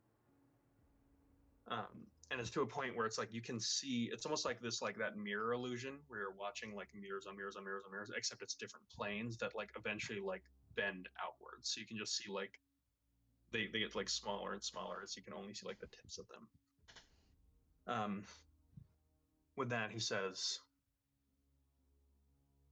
you know, I find your fascination with planeswalking interesting myself. Um, I actually grew up somewhere far from the material plane. I learned a lot there. And I'd say the biggest lesson is that no matter what you do, this world is going to always be pulled apart by chaos and entropy. Because some time ago, one foolish wizard made a mistake. And old and dead gods chose to take our hands off the wheel. Now we are a ship adrift in the sea, and we're about to run aground. You think that I want to end the world out of what? Some penchant for nihilism? What would I seek to gain from that? more of a remake it in your image kind of deal. Wow. You really think so little of me, Cassius. I think that the world we live in, as imperfect as it is infinitely beautiful and complex. And while perhaps I am a bit of a narcissist, I absolutely do not think that I could create something that matches its beauty and splendor.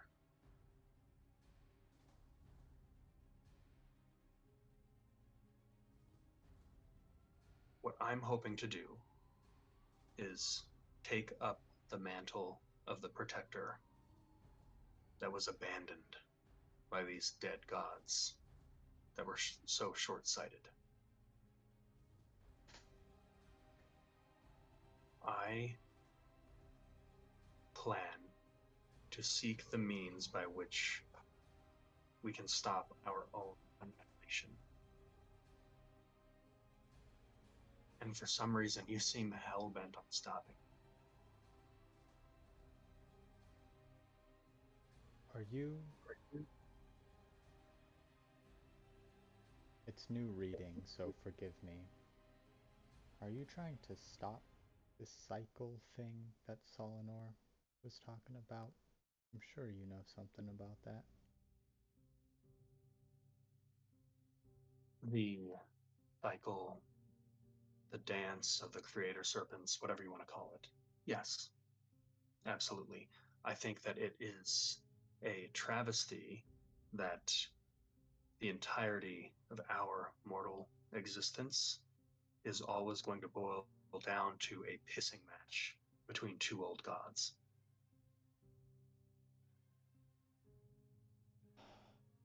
aren't you sick of this never-ending babble about the never-ending battle between good and evil? You don't seem like the religious type. No, not really. I don't care what people. I don't. Well, it's Don't not really. about what people say, it's the reality we live in. What Is plane? that What plane are we in right now? you're moving through so many that it's almost to the point that the gates are, he's making so many Okay. within this circle, and it's like putting books on a lazy Susan that they're beginning to touch. Okay. To the point where now you're just like in this endless mirror. Okay. Um, and he just says, regardless of where you stand, good and evil are just going to do everything they can to annihilate each other, while bystanders like us are just collateral damage. After everything that you've seen, all your travels, how much pain and suffering, how much innocent blood is on your hands just because people were in the wrong place at the wrong time and you were doing what you thought was right, yet ultimately leaving things worse than they were when you got there?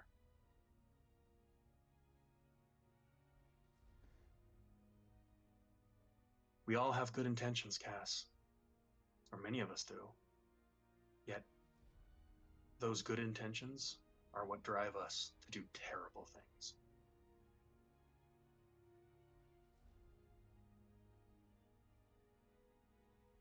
And I have to believe in something in this fucked up world. And I believe that it can be stopped.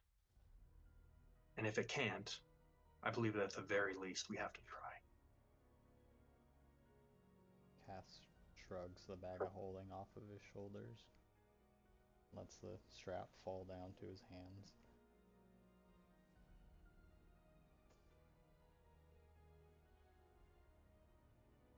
You're going to have to convince everyone else.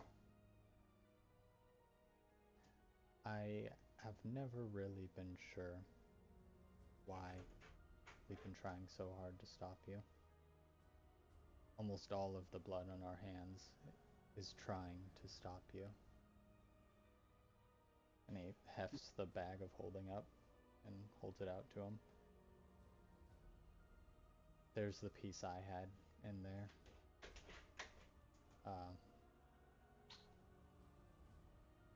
I didn't give it to you willingly. Let's play that little game for a while.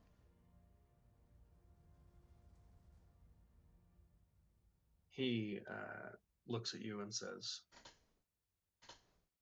if you insist, yet in time, they'll all follow. You're doing the right thing, Cass. And with that, he reaches towards you, doesn't go for the bag, puts his hand on your shoulder and says,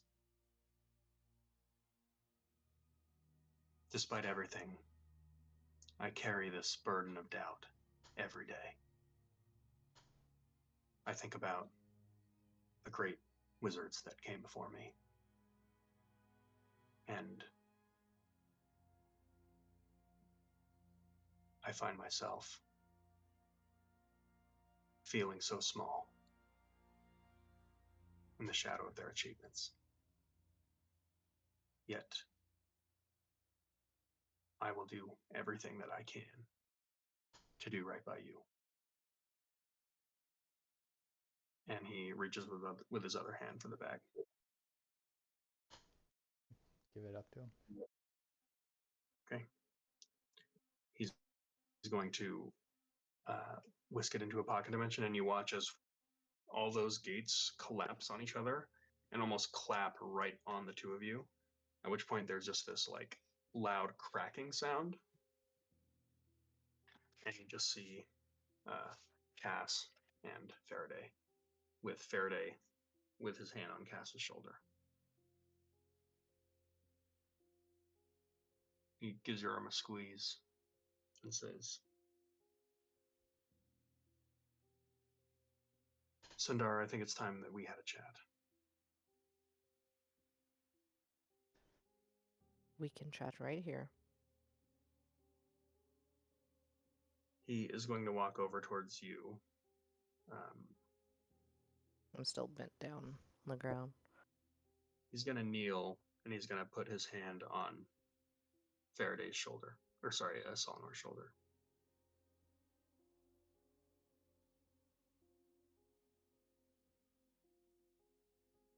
And he's going to say, "This whole time, my friend, I truly was convinced that you had no heart. Part of me wondered if you were, in fact, a machine, but tampering with wishes. Surprising. That's a risk that even I generally avoid." And he just kind of almost says to himself, he just goes, "Gods, you must be in so much pain right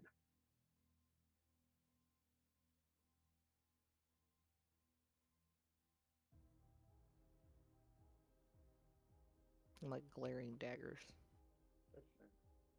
He meets your gaze and says, "I don't have to imagine what you think of me. I'm as ashamed as I am to admit it. I have been inside your head.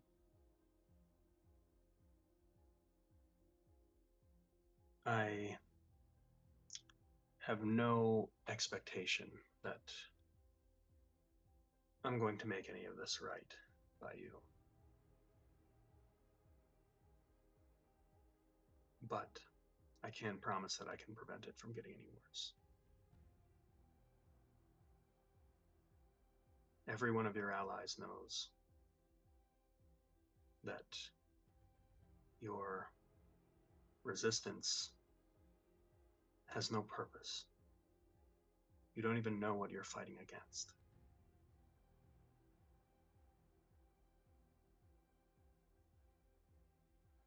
I don't mean to get involved in what is really a family matter, but what happened to you, Sandara?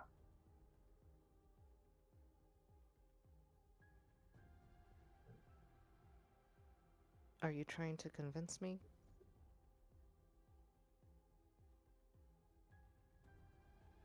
What do you I'm mean what genuine. happened to me? I grew. I changed. I learned more about myself. Is that what you want to hear?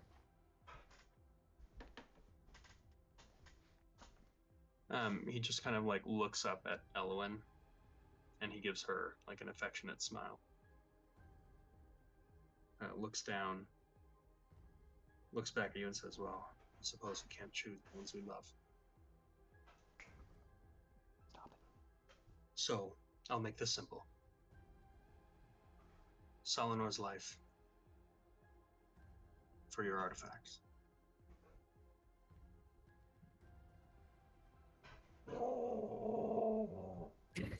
Sorry. Um, I look over at Cass and Varric, and then I look down at Solomor. I'm still staring down this other Goliath. Alright. I haven't stopped. Alright, I look at Cass. The other Goliath is going to step away from you and walk over to Faraday's side. Sandara, do we even know why we're trying to stop Faraday? No. But you think I want to give this man a single shred of power after seeing what he's done? Think of the things we've done, and we hardly believe in anything. He's shown us mercy more than I know we've shown some people. You call this mercy? And I point to Solomor. Yes, For what it's worth, I think we both know that he did this to himself.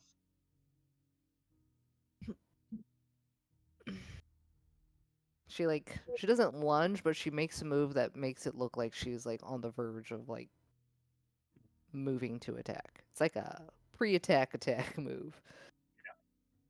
Yeah.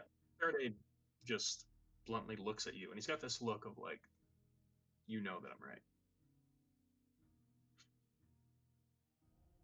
What's the battlefield look like?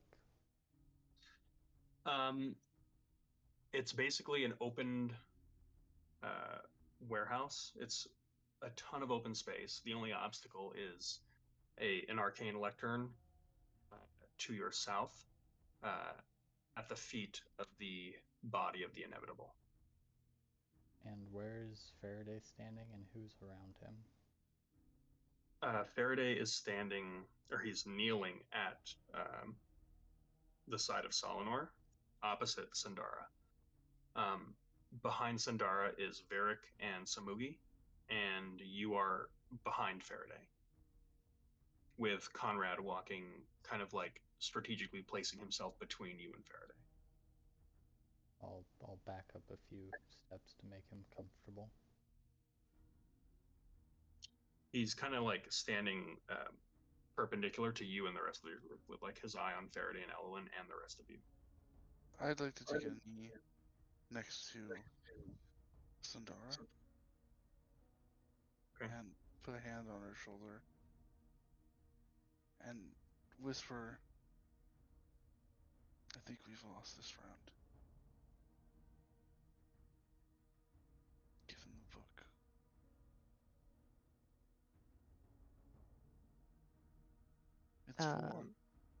It's for Solomon. If you love him. I turn and make like deep eye contact with Varric. Just sad. Yeah, I'm not happy.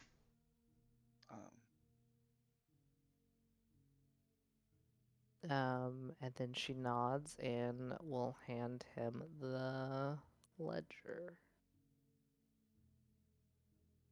As he holds it, What he looks at you and says, I'm so sorry. "What's that?" What I'm waiting for something very specific to happen. Uh, does Solinor get up, or does Faraday get up to like go walk towards Sandara, or does she go closer? Faraday is kneeling right next to Sandara. Oh, okay. So am I.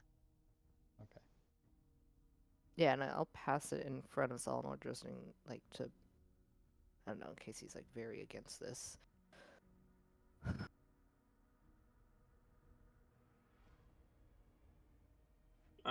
If he makes any move to stop me.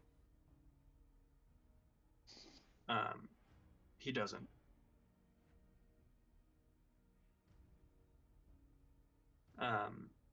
With that,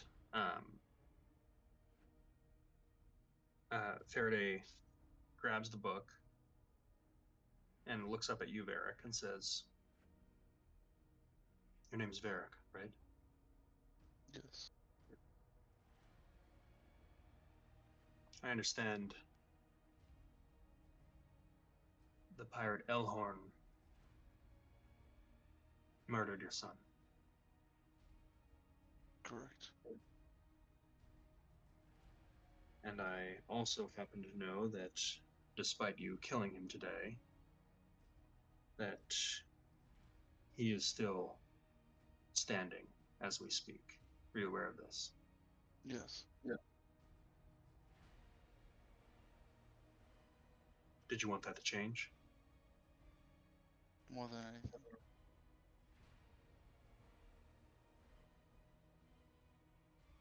I can call in a favor. As I said earlier, Elhorn and people like Elhorn, they're a scourge to our society.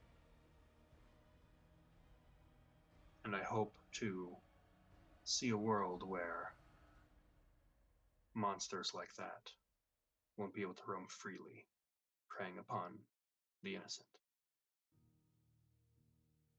If vengeance is what you want, consider it yours.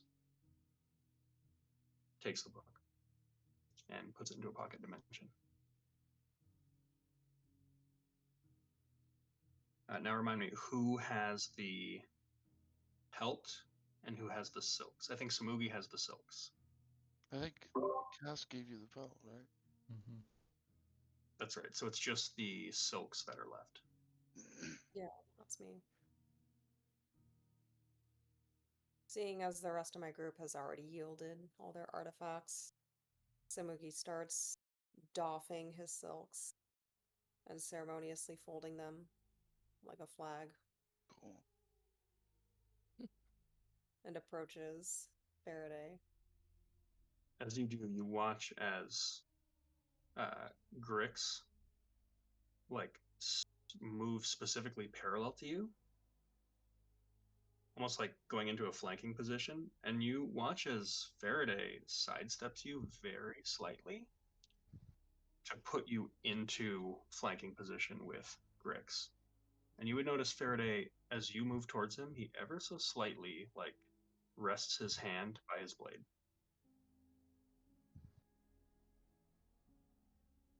Samugi just Badass. stops and waits to see what happens. He's not What do gonna you do? He's just gonna stop and wait to see what happens. Like he's not gonna offer them unless Faraday, I guess, yeah, like ask for them. Um, he's going to speak to you in Hangul. Oh, He is. And he's essentially going to say, Old Master, or Elder Master, are you yielding your artifact?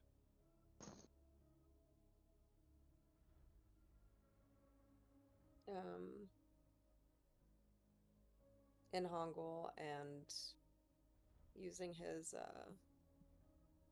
what is it called again? I'm just gonna speak in his mind. It's cooler. I'm going to say, I'm willing to yield my artifacts to you, but in this new world that you envision, I want you to address the blight of the Oni and the destruction that they leave in their wake.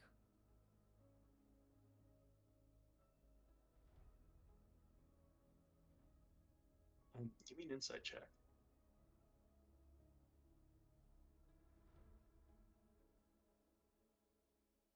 '21. He looks at you curiously.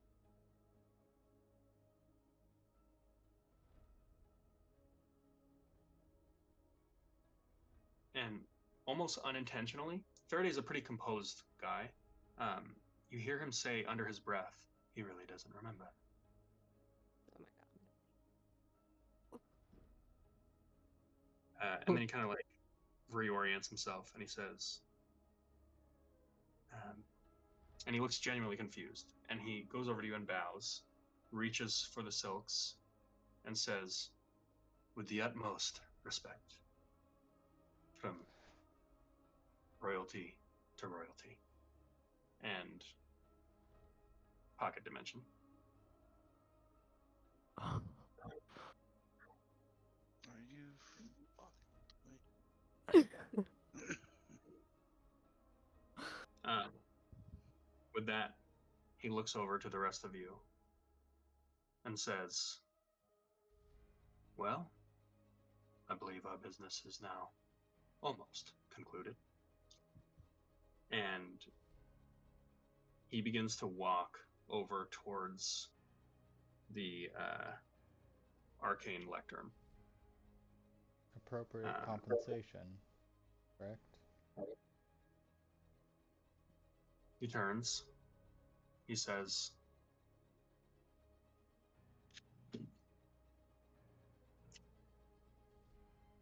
for Varric, my compensation will be the annihilation of Elhorn's clones, such that he will be forced to face you as a man.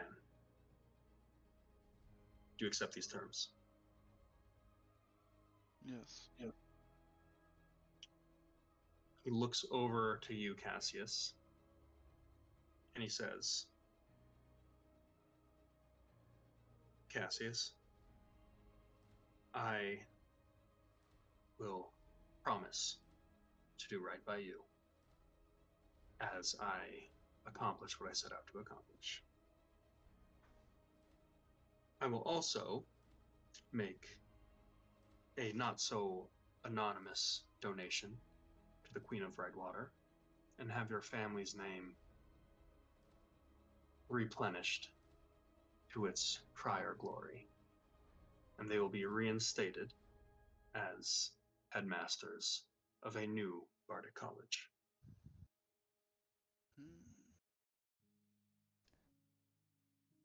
Agreeable. And he kneels to you, Samugi, and says, "And King Chedong, what is it that you would ask of me?" Smokey kind of like steps back. Give me a wisdom saving throw.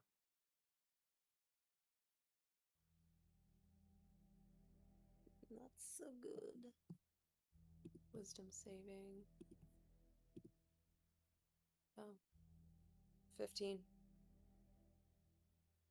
15. Yeah.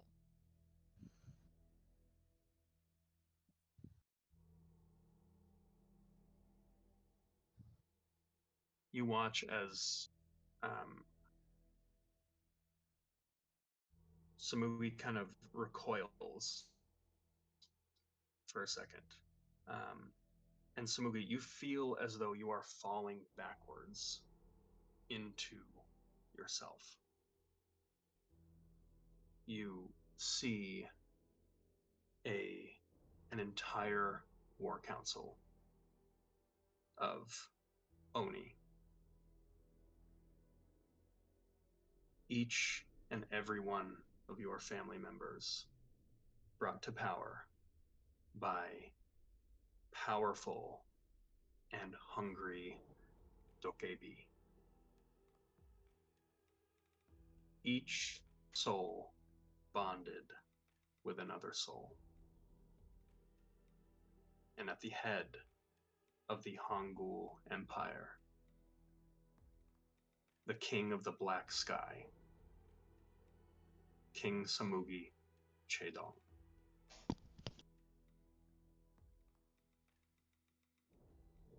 And then you're back. And you see Faraday looking at you. It's been about like 30 seconds, and you almost forgot what he asked you. Samugi just sort of like stumbles back into reality and just like has like a puzzled look on his face as he's kind of remembering his previous life. And although he's usually well spoken, he kind of stutters and says, I'm afraid I can't make this request as it seems I'm not myself right now. And he just bows and kind of like his focus and attention sort of just like drifts off.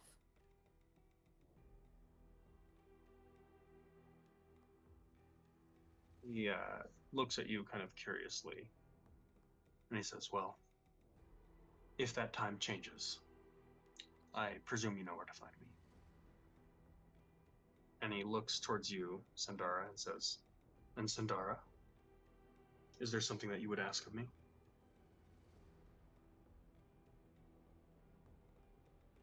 I can ask nothing more from you except for Solinor's life. He nods, and he says, "And for our last piece of business," and he walks over to the arcane lectern towards that bright red glowing jewel. And you watch as he goes over to reach, and there is this loud cracking sound in the air. And Sandara, you watch as everyone around you, including Faraday, is completely frozen.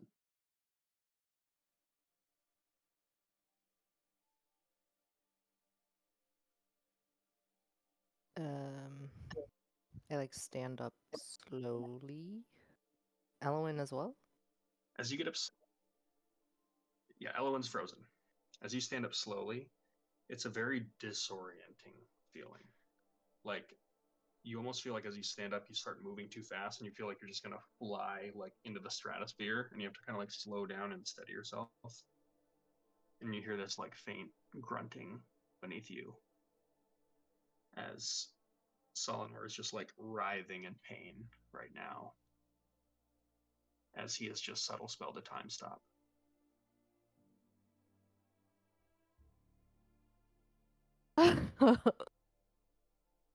Yeah, I bend down. I'm like, what are you doing? You can't cast spells right now.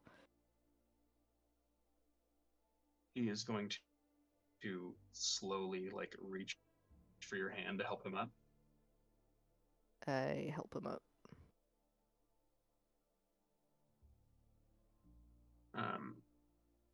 He is going to walk over towards Faraday and just kind of like limp over there.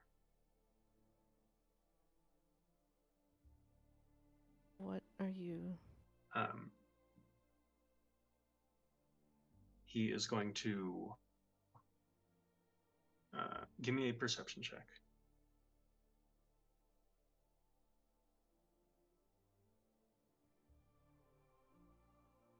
$13. 12, actually. Okay. You hear Solinar as he walks over to Faraday. His back is now to you. There's the spark of golden energy, and you hear him just like shudder as he kind of collapses to one knee and then gets back up. Solinar, please talk to me. What is happening? What are you doing? I couldn't let him take your brother.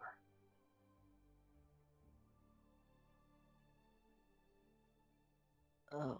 With that, he just said,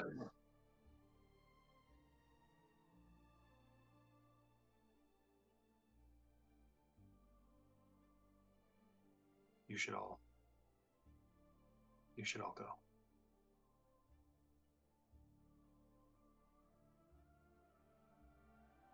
Go. Just leave. You here? Faraday is very prideful. He would want me to know that he kept his word to you, at least until he discovers that he might not have gotten everything that he wanted. And with that, you watch as he like reaches into his pouch, and you see like everything, nothing's changed, but he holds what looks like an identical bright red jewel.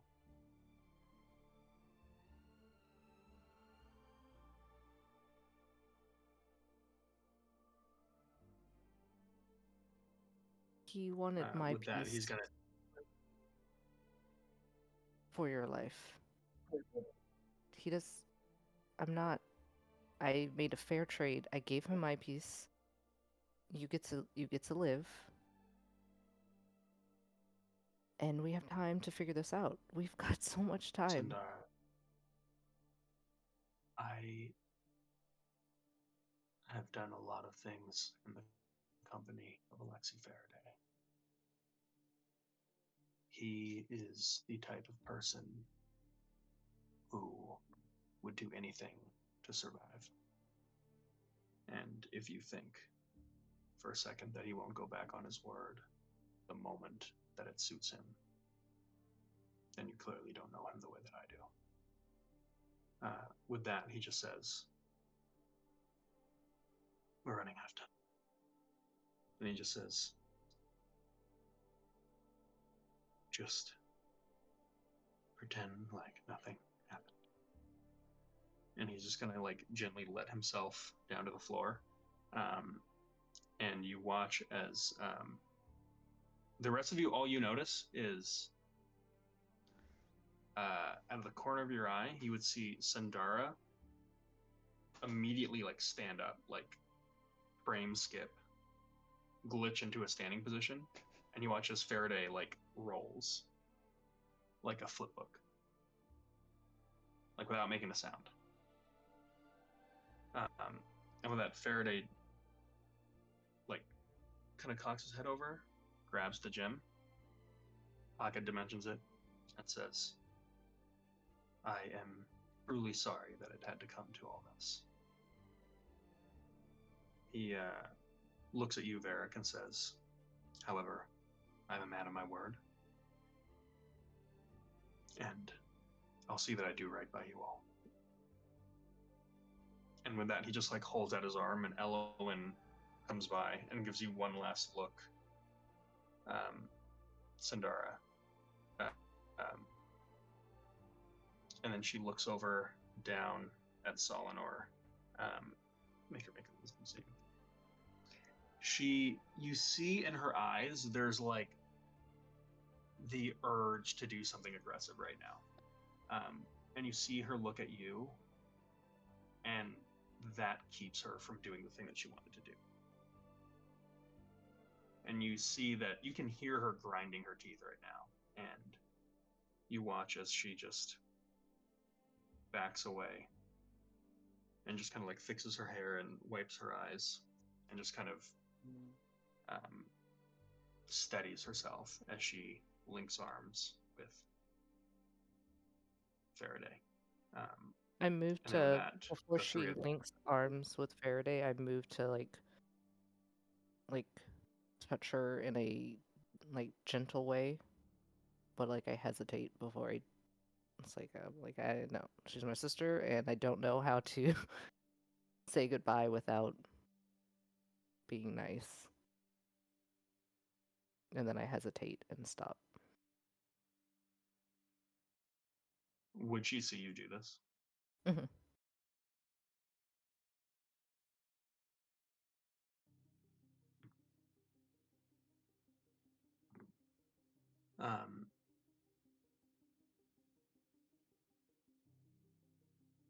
She is going to just look at you,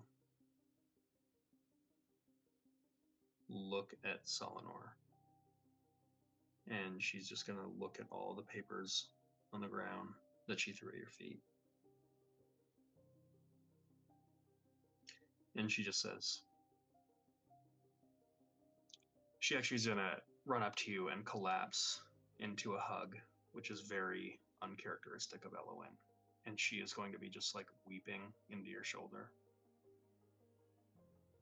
And she says, I just start what's apologizing. Sandara doing? She's like rubbing the back of her head and crying, and she's just apologizing. She's just saying, I'm sorry, over and over again. She just says,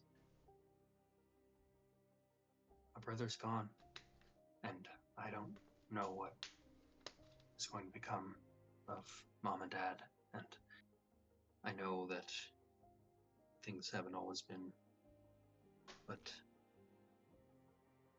you could be the only family that I have left. You could be the only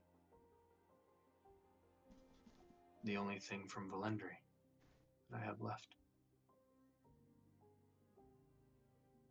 And then all of that, like, sorrow and yearning just goes back into pain and anger as she, like, reorients, and she just says, like, shuts her eyes really tight, and she averts her gaze, and then she just gets up abruptly, turns and leaves, and just says, "I just hope you come back."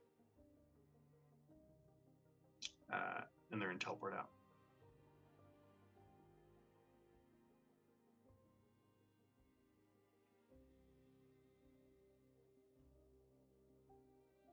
Is Alara with us? Alara is with you. Alara. See what you can do. She's gonna kneel down.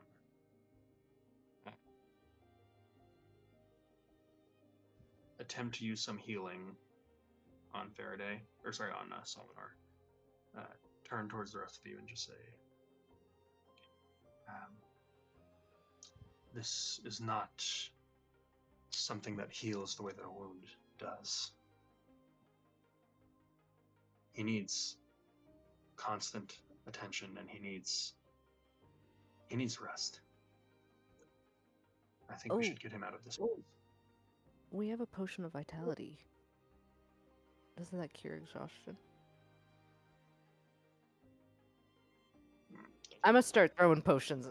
Yeah. It's like we used all of our potions during the Elhorn battle, but I remember we have one of those. Oh, I think it says. okay, yeah, if you mark that off your inventory, that'll certainly help with the exhaustion part. Oh, thank God. Okay, we got something. Okay. Well,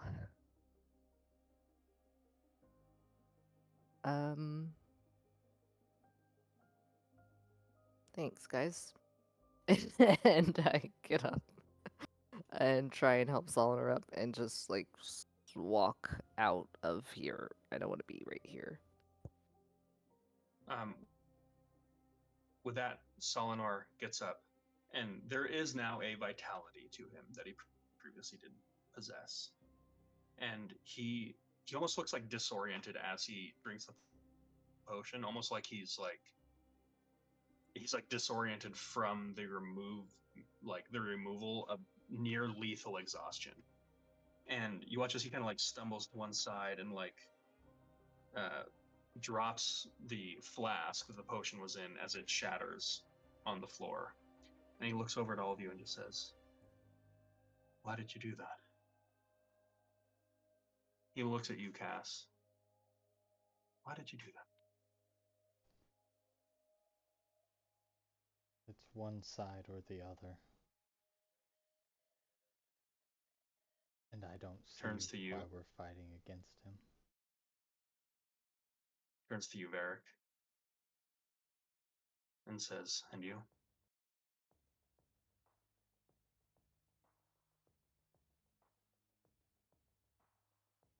I was praying. Cass knew what he was doing.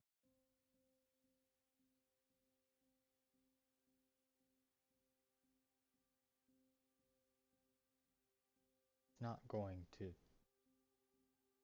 destroy everything. What's the point of that? Not what I'm talking about.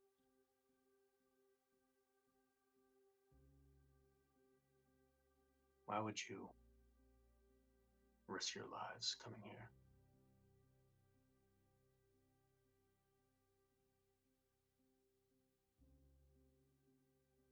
And leave Sandara alone?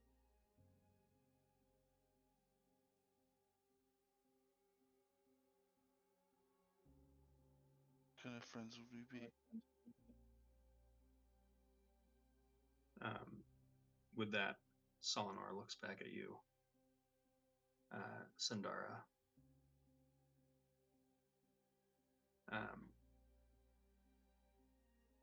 Give me one final insight check. I'm going to give you advantage on this one.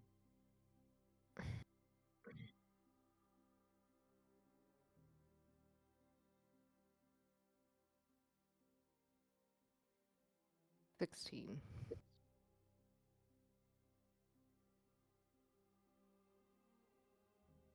With any time that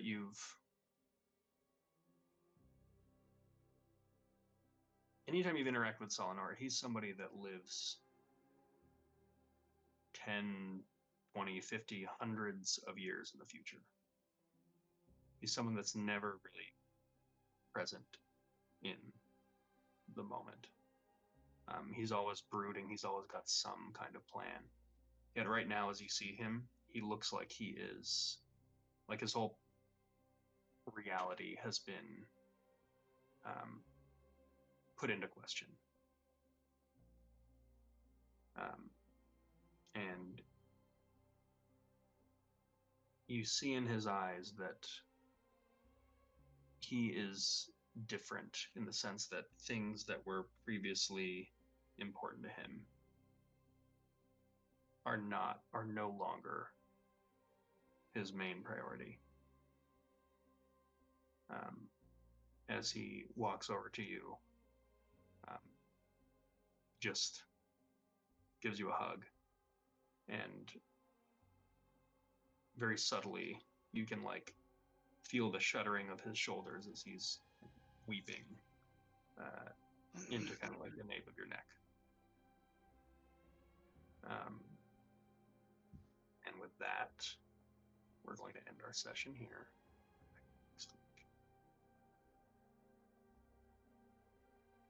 All right. Fuck. Existential crisis, anyone?